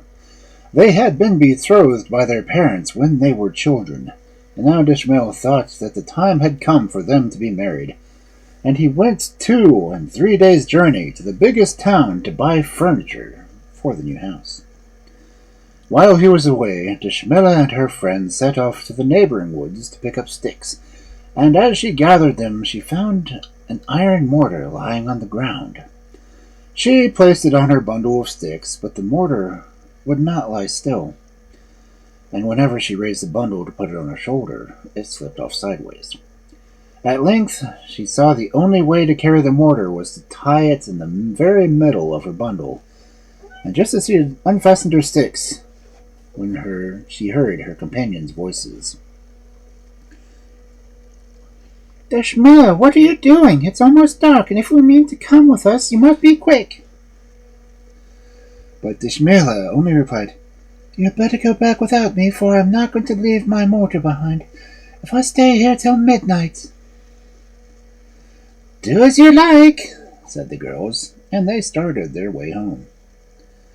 The night soon fell, and at the last ray of light the mortar suddenly became an ogre, who threw Dschemila on his back and carried her off to a desert place, distant a whole month's journey from her native town. Here he shut her into a castle and told her not to fear, as her life was safe. Then she went back to his wife, leaving Dschemila weeping over the fate that she had brought upon herself. Meanwhile, the other girls reached home, and Dschemila's mother came out to look for her daughter. What have you done with her? She asked anxiously. We had to leave her in the wood, they replied, for she had picked up an iron mortar and would not manage to carry it. All I can think is, Dschemila, no. So the old woman set off at once for the forest, calling to her daughter as she hurried along. Do go home, cried the townspeople as they heard her. We will go and look for your daughter. You are only a woman, and this is a task that needs strong men. But she answered, Yes, go, but I will go with you. Perhaps it is only her corpse that we shall find. She has most likely been stung by asps or eaten by wild beasts. The men, seeing her heart was bent on it, said no more, but told one of the girls that she must come with them and show them the place where they had left Dschemila. They found the bundle of wood lying there as she had dropped it, but the maiden was nowhere to be seen. Dschemila! Dschemila! Cried they, but no one answered. "If we make a fire, perhaps you will see it," said one of the men. And they lit a fire, and then went, one on this way and one that, through the forest to look for her, whispering to each other that if she had been killed by a lion, they would be sure to find some trace of it, or if she had fallen asleep and the sound of their voices would wake her, or if a snake had bitten her, they would at least come to find her corpse. All night they searched, and when morning broke they knew no more than before they had come before the maiden. And they grew weary, and said to the mother, "It is of use. Let us go home. Nothing has happened to your daughter, except that the sun has run away. Except that she has run away with a man." "Yes, I will come," she said. "But first I must look to the river. Perhaps she was thrown her in there." But the maiden was not in the river. 4 days the father and mother waited and watched for their dear child to come back, when they gave up hope and said to each other, "What is to be done? What are we to say to the man whom Dschemil was betrothed? Let us kill a goat and bury its head in the grave, and when the man returns we must tell him Dschemila is dead." Very soon the bridegroom came back, bringing with him carpets and soft cushions for his house and the bride. As he entered the town, Dschemila's father met him, saying, "Greetings to you. She is dead." At these words the young man broke into loud cries, and it was some time before he could speak. Then he turned to one of the crowd who had gathered round him and asked, "Where have they buried her?" "Come to the churchyard with me," answered he, and the young man went with him, carrying with him some of the most beautiful things he had brought. He laid these on the grass, and then began to weep afresh. And he stayed. At nightfall he gathered up his stuffs and carried them to his own house. But when the day dawned, he took them in his arms and returned to the grave, where he remained as long as it was light, playing softly on his flute. And this he did, daily, for 6 months. One morning a man who was wandering through the desert, having lost his way, came upon a lovely castle. The sun was very hot, and the man was very tired, so he said to himself, "I will rest a little in the shadow of this castle." And he stretched himself out comfortably, and was almost asleep when he heard a voice calling to him softly. "Are you a ghost?" it said, "or a man?" He looked up and saw a girl leaning out of the window, and answered, "I am a man, and a better one, too, than your father or your grandfather." "May all good luck be with you," she said. "But what has brought you into the land of ogres and horrors?" "Does an ogre really live in this castle?" asked he. "Certainly he does," replied the girl, "and as night is not far off, he will be here soon. So, dear friend, depart quickly, lest he return and snap you up for supper." "But I am so thirsty," said the man. "Be kind and give me some drink, or else I shall die. Surely even in the desert there must be some spring." "Well, I've noticed that whenever the ogre brings back water, he always says it comes from that side. So if you follow the same direction, perhaps you may find some." The man jumped up at once and was about to start when the maiden spoke again. "Tell me, where are you going?" "Why do you want to know?" "I have an errand for you, but tell me whether you go east or west." "I travel to Damascus." "Then do this for me. As you pass through our village, ask for a man called Dschemil. Say to him, 'Dschemila greets you from the castle which lies far away and is rocked by wind. In my grave lies only a goat, so take heart.'" How does she know about the goat? And the man promised and went his way till he came to a spring of water. He drank a great draught and then lay on the bank and slept quietly. When he woke, he said to himself, "The maiden did a good deed when she told me where to find water. A few hours more and I should have been dead, so I will do her bidding and seek out her native town and the man for whom she wants the message given." For a whole month he traveled, till at last he reached the town where Dschemil dwelt. And, as luck would have it, there was a young man sitting before his door, with his beard unshaven and his shaggy hair hanging over his eyes. "Welcome, stranger," said Dschemil, as the man stopped. "Where have you come from?" "I come from the west, and go towards the east," he answered. "Well, stop with us for a while, and rest and eat," said Dschemil. And the man entered, and the food was set before him. And as he sat down with the father, the maiden, and their brothers, and Dschemil, only Dschemil himself was absent, squatting on the threshold. "Why do you not eat too?" asked the stranger, but the young men whispered hastily, "Oh, leave him alone, and take no notice. It is only at night that he ever eats." So the stranger went on silently with his food. Suddenly one of Dschemil's brothers called out and said, "Dschemil, bring us some water." And the stranger remembered his message and said, "Is there a man here named Dschemil? I lost my way in the desert and came to a castle, and a maiden looked out from a tower, and I—" "Be quiet," they said, fearing that Dschemil might hear. But Dschemil had heard, and he came forward and said, "What did you see? Tell me truly, or I will cut off your head this instant." "My lord," replied the stranger, "as I was wandering hot and tired through the desert, I saw near a castle, and I said aloud, 'A little rest will do in the shadow.' And a maiden looked out from a window and said, 'Are you a ghost or a man?' And I answered, 'I am a man, and a better one too than your father or your grandfather.' And I was thirsty and asked for water, but she had none to give me, and I felt like I was going to die. And then she told me that the ogre in whose castle she dwelt brought in water always from the same side, and that if I went to that way I would most likely come to it. Before I started, she begged me to go to her native town, and if I met a man named Dschemil, I had to say to him, 'Dschemila greets you from the castle which lies far away and is rocked by the wind. In my grave only lies a goat, so take heart.'" Then Dschemil turned to his family and said, "Is this true? And is Dschemila not dead at all, but simply stolen from her home?" "No, no," replied they. "This story is a pack of lies. Dschemila is really dead. Everyone knows it." "Then I shall see for myself," said Dschemil, and snatching up a spade, hastened off to the grave, where the goat's head lay buried. And they answered, "Then hear what really happened. When you were away, she went with the other maidens to the forest to gather wood, and there she found an iron mortar, which she wished to bring home, but she could not carry it, neither would she leave it. So the maidens returned without her, and as night came, we all set out to look for her, but found nothing. And we said, 'The bridegroom will be here tomorrow, and when he learns that she is lost, he will seek her out, and we shall lose him too.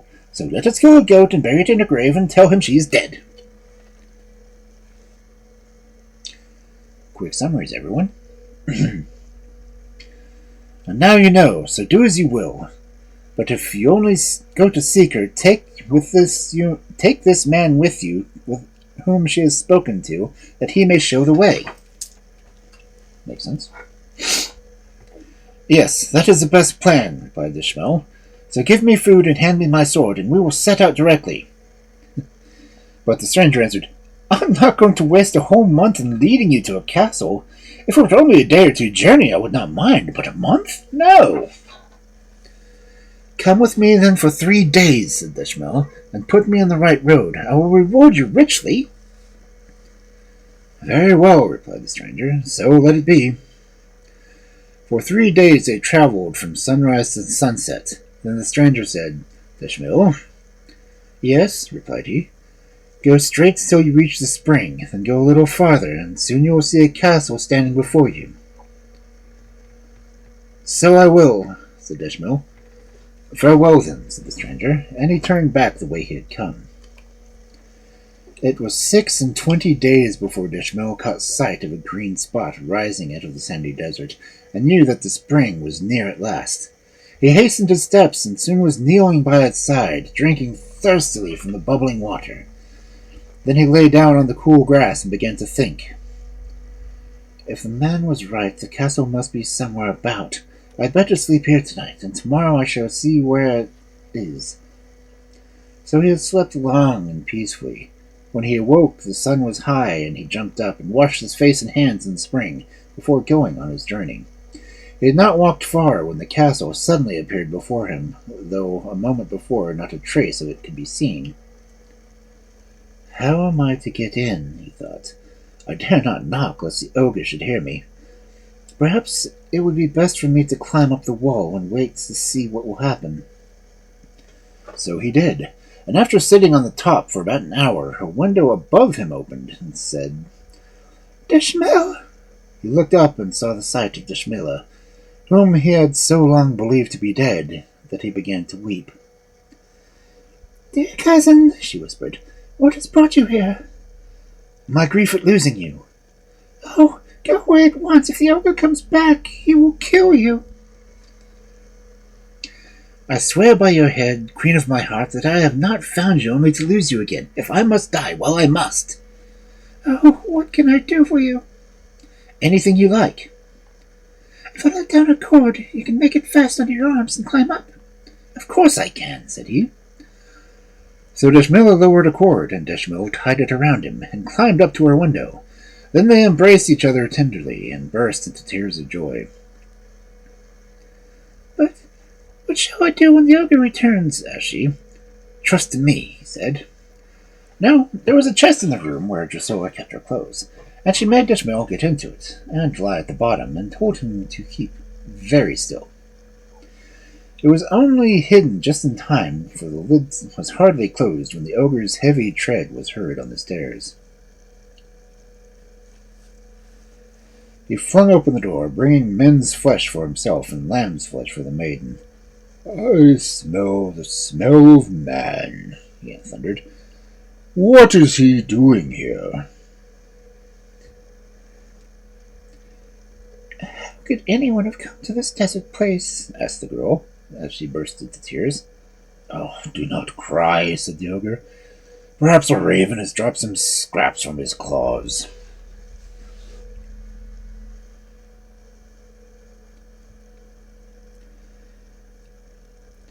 Yes, I was forgetting," said she.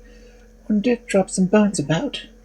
"Well, burn them to powder," said the ogre, "so that I may swallow it." So the maiden took some bones and burned them, and gave them to the ogre, saying, "Here is the powder, swallow it." And when he had swallowed the powder, the ogre stretched himself out and went to sleep. And I'll pause here because ads are going to pop up in a second now.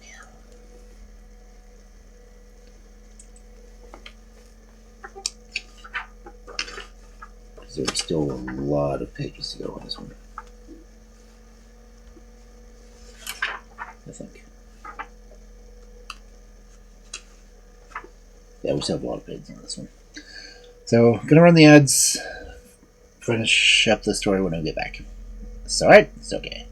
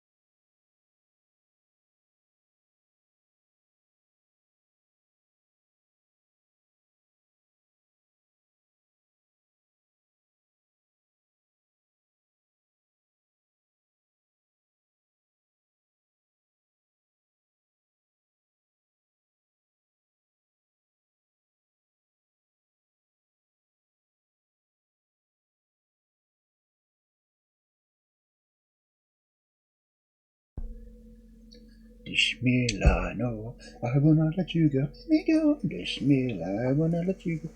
Okay. Oh, less than 20 seconds.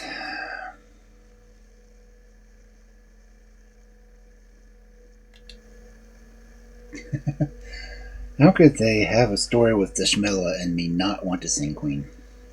I mean, come on.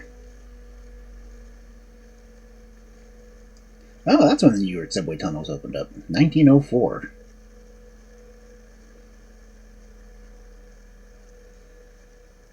Yeah, on one of my Rivals of Sherlock Holmes stories yesterday, they were using the subway in London about the same time.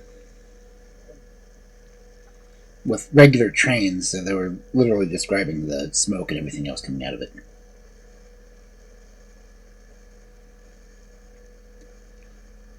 Why are you taking so long to switch back, Twitch?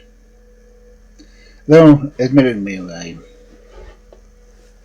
it lags a bit from OBS to Twitch, so.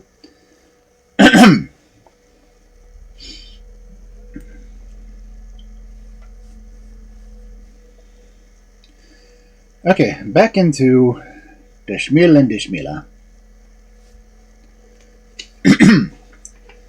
In a little while the man's flesh, which the maiden was cooking for the ogre's supper, called out and said, "Hist, hist, the man lies in the kist." And the lamb's flesh answered, "He is your brother, the cousin of the other." The ogre moved sleepily and asked, "What did you mean to say, Dschemila?" "Only that I must be sure to add salt." "Well, add salt." "Yes, I have done so," said she.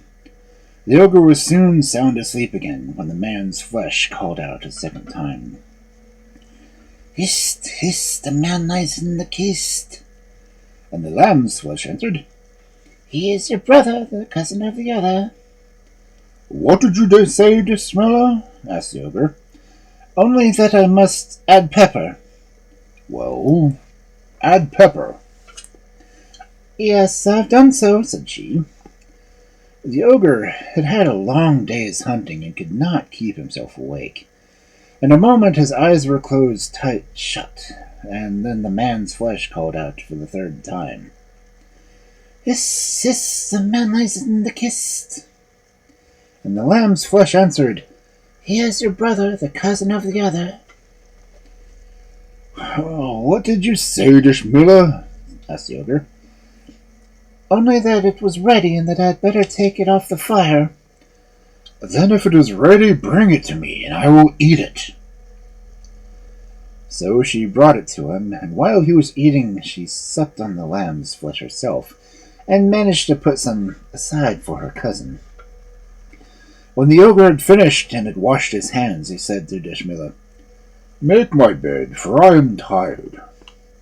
So she made his bed and put a nice soft pillow for his head and tucked him up. "Father," she said suddenly. "Well, what is it?"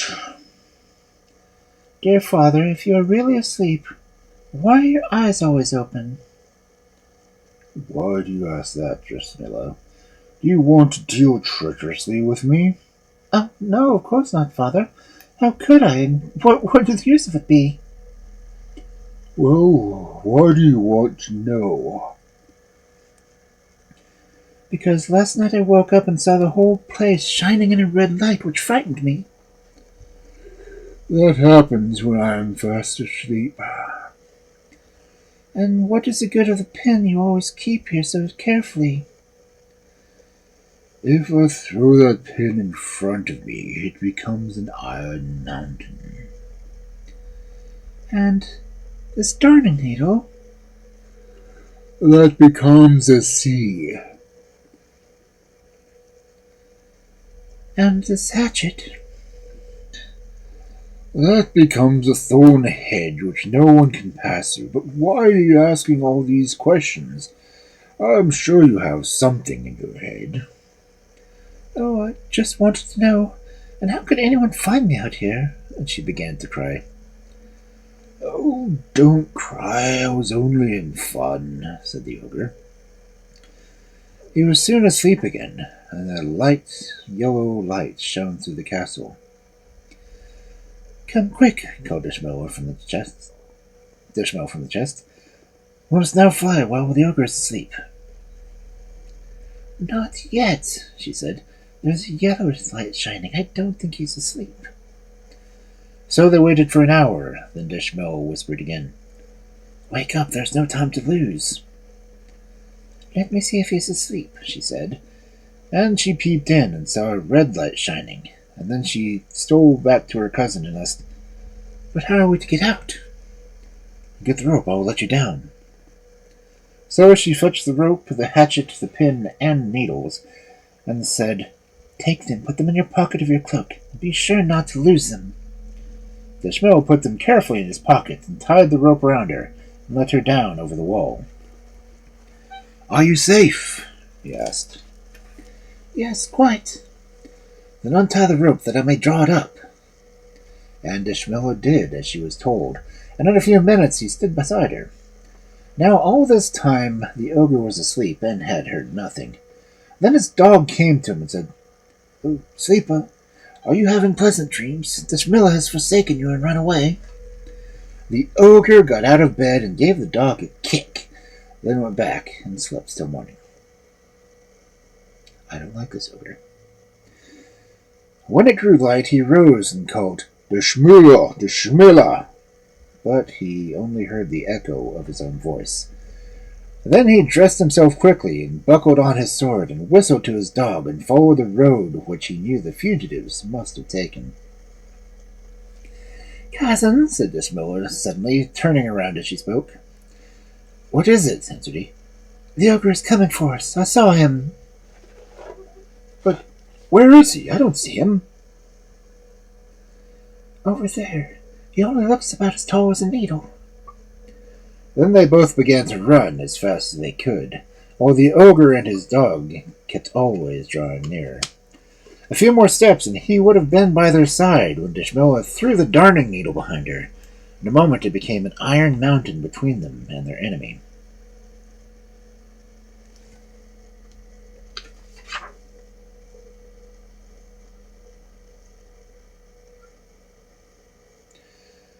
And here the writer made a mistake. So I will reread this with the right names.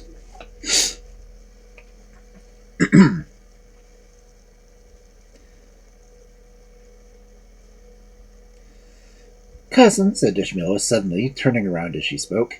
"What is it?" answered he. "The ogre is coming after us. I saw him." "But where is he? I don't see him." "Over there. He only looks as tall as a needle."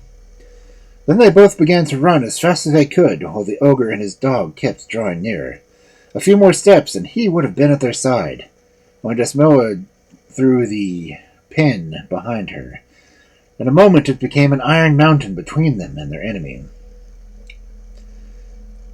"We will break it down, my dog and I," cried the ogre in a rage, and they dashed at the mountain till they had forced a path through, and came ever nearer and nearer. "Cousin," said Dschemila suddenly. "What is it?" "The ogre is coming after us with his dog." "You go on in front, then," answered he, and they both ran as fast as they could, while the ogre and the dog always drew nearer and nearer. "They're so close upon us," cried the maiden, glancing behind. "You must throw the darning needle." So Dschemil took the darning needle from his cloak and threw it behind him. Oh my god, this...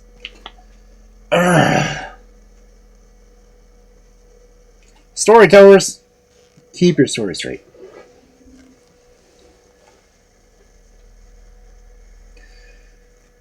"They're close upon us," cried the maiden, glancing behind. "You must throw the hatchet." So Dschemil took the hatchet from his cloak and threw it behind him, and a dense thicket of thorns grew up around them, while the ogre and his dog could not pass. "I will get through it somehow if I burrowed underground," cried he, and very soon he and the dog were on the other side. "Cousin," said Dschemil, "they're so close to us now." "Go in front and fear nothing," cried Dschemil. So she ran on a little way and then stopped. "There's only a few yards away now," said Dschemil.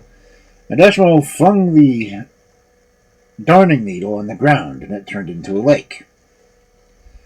"I will drink, and my dog will drink, till it is dry," shrieked the ogre, and the dog drank so much that it burst and died.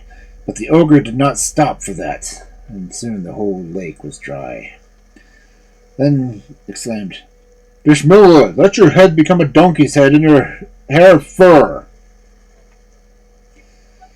When this was done, Dschemil looked at her in horror and said, "She really is a donkey, not a woman at all."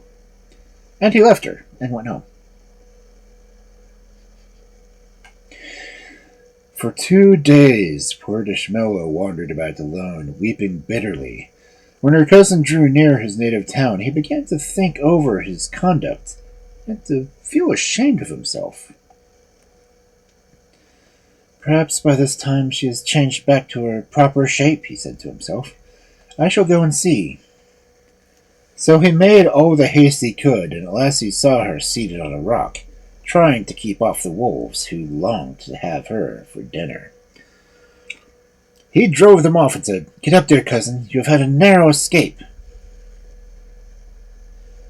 Dschemila stood up and answered, "Bravo, my friend. You persuaded me to fly with you.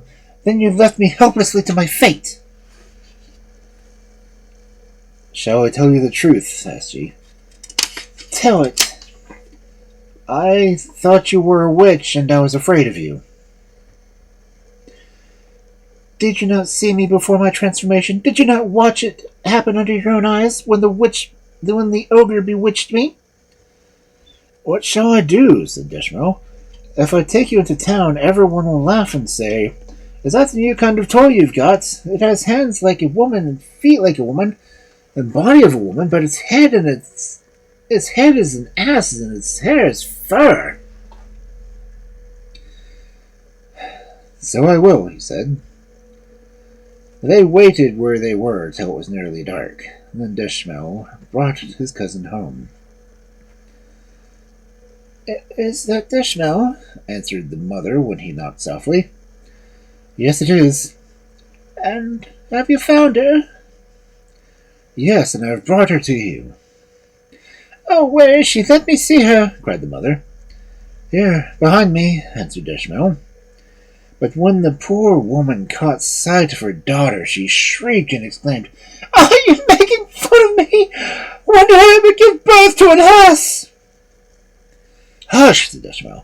"It is not necessarily to let the whole world know, and if you look at her body, you will see 2 scars on it." "Mother," cried Dschemila, "do you really not know your daughter?" "Yes, of course I know her." "What are the 2 scars, then?" "On her thigh is the scar of a bite from a dog, and on her breast is the mark of a burn, where she pulled a lamp over when she was very little." "Then look at me, and see if I'm not your daughter," said Dschemila, throwing off her clothes and showing her the 2 scars. At the sight her mother embraced her, weeping. "Dear daughter," she cried, "what evil fate has befallen you?" "It was the ogre who carried me off and then bewitched me," answered Dschemila. "But what is to be done with you?" asked her mother.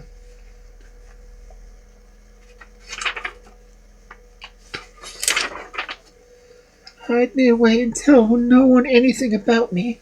And you, dear cousin, say nothing to the neighbors, and if they should put questions, you make answer that I have not yet been found." "So I will," replied he.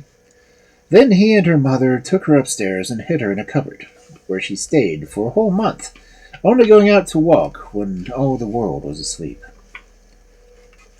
Meanwhile, Dschemil had returned to his own home, where his father and mother, his brothers and neighbors greeted him joyfully. "When did you come back?" they said. "And have you found Dschemila?" "No, I searched the whole world after her and could hear nothing of her." "Did you part company with the man who started with you?" "Yes, after 3 days he got so weak and useless he could not go on. It must be a month by now since he's reached home again. I went on and visited every castle and looked in every house, but there were no signs of her, and so I gave up." And they answered him, We told you before that it was no good. An ogre or an ogress must have snapped her up. And how can you expect to find her?" "I loved her too much to be still," he said. But his friends did not understand, and soon they spoke to him again about it. "We will seek for a wife for you. There are plenty of girls prettier than Dschemila." "I dare say, but I don't want them." "But what will you do with all the cushions and the carpets and the beautiful things you bought for your house?" "They can stay in the chests." "But the moss will eat them. For a few weeks it is of no consequence, but after a year or two they will be quite gone." "And if they have to lie there for 10 years, I will be with Dschemila, and only her for my wife. For a month or even 2 months I will rest here quietly. Then I will go and seek for her afresh."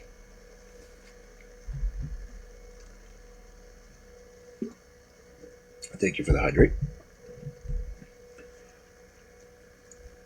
"Oh, you are quite mad. Is she the only maiden in the world?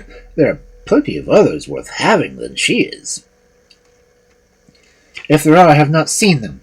And why do you make all this fuss? Every man knows his own business best." "Why is it you are making all the fuss yourself?" But Dschemil turned and went into the house, for he did not want to quarrel.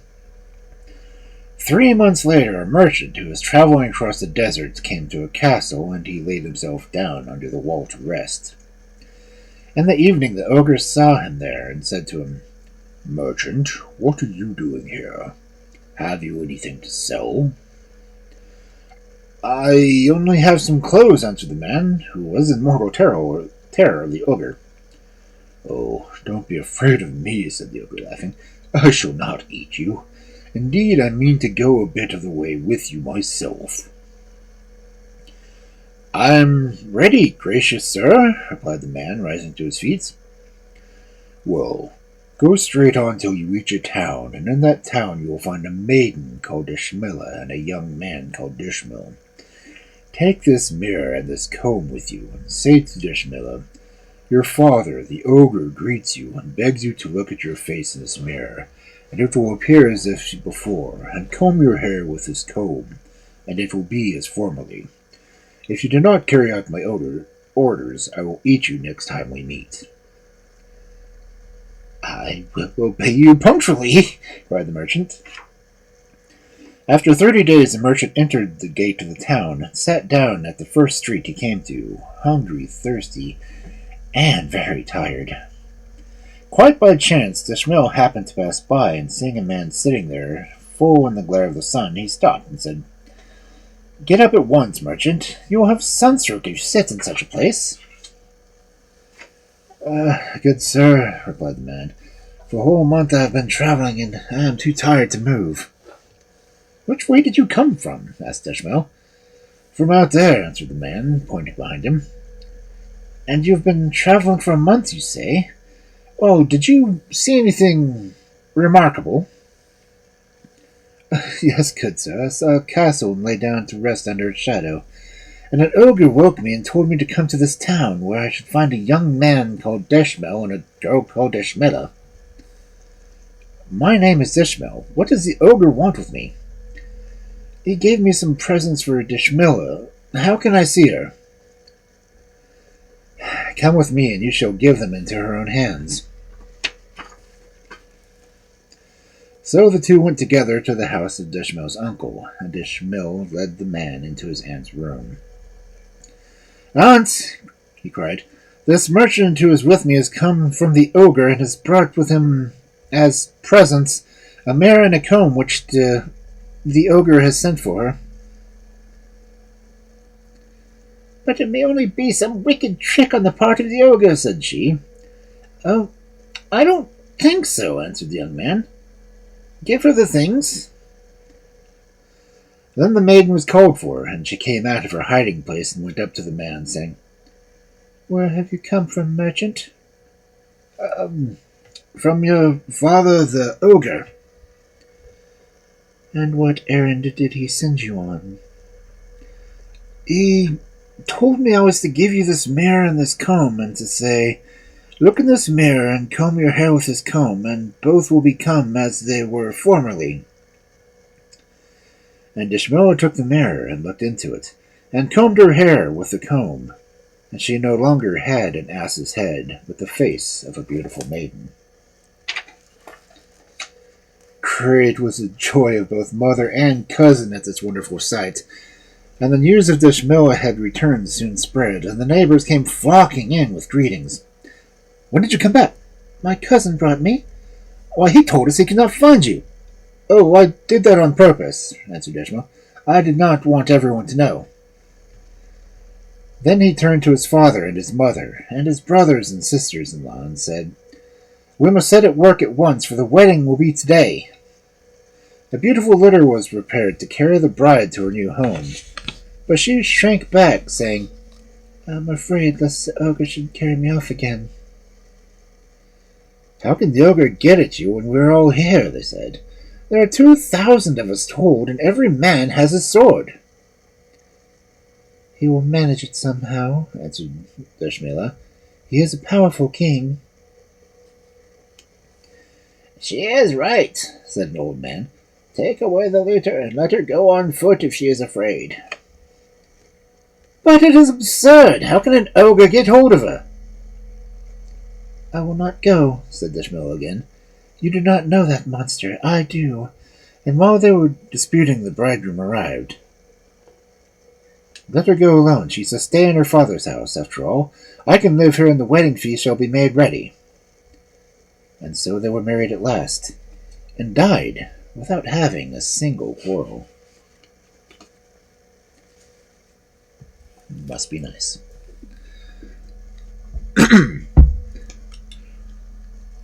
Oh. Yeah. Okay, well, we ran over by half an hour. Cool, ain't it? But fairy tales are back. Now, we've read a lot of the Great Fairy Book. At least we read, let's see. We read the first 5 stories out of several. Oh yeah, there's lots of stories in this one.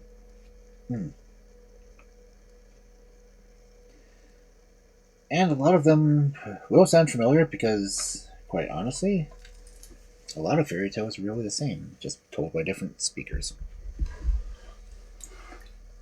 So now let us see who might be on that we can raid. Raid!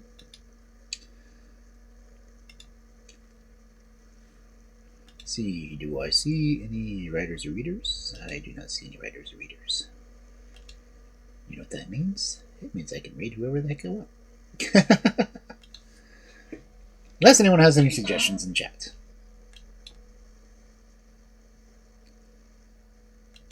Anyone? Anyone? Fry?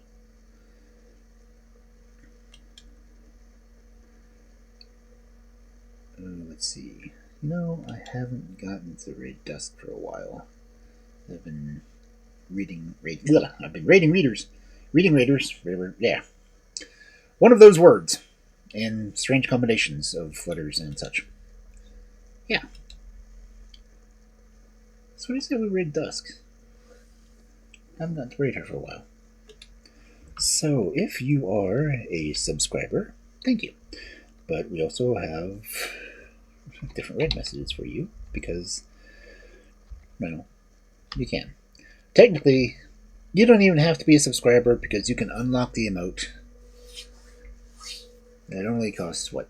What did it cost the emote purchasing for? Unlock random is at 100, I think. Okay.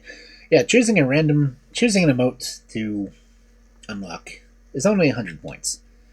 If you've ever been in any of my streams, or at least follow me, you automatically add 300, so go for it, really.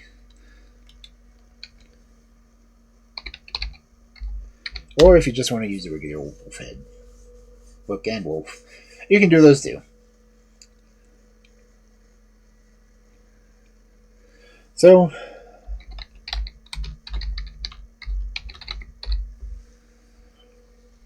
pick a line, any line.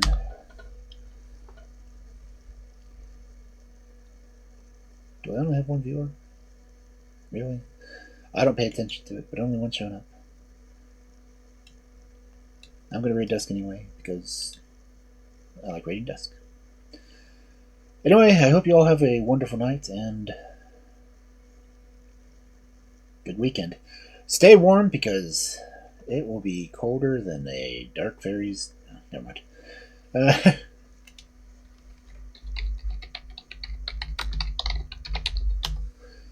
I will see you all later. Dschemila, no.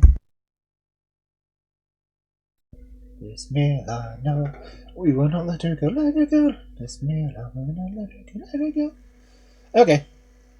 Let me go. Oh, bye, bye, bye, bye, bye, bye, bye.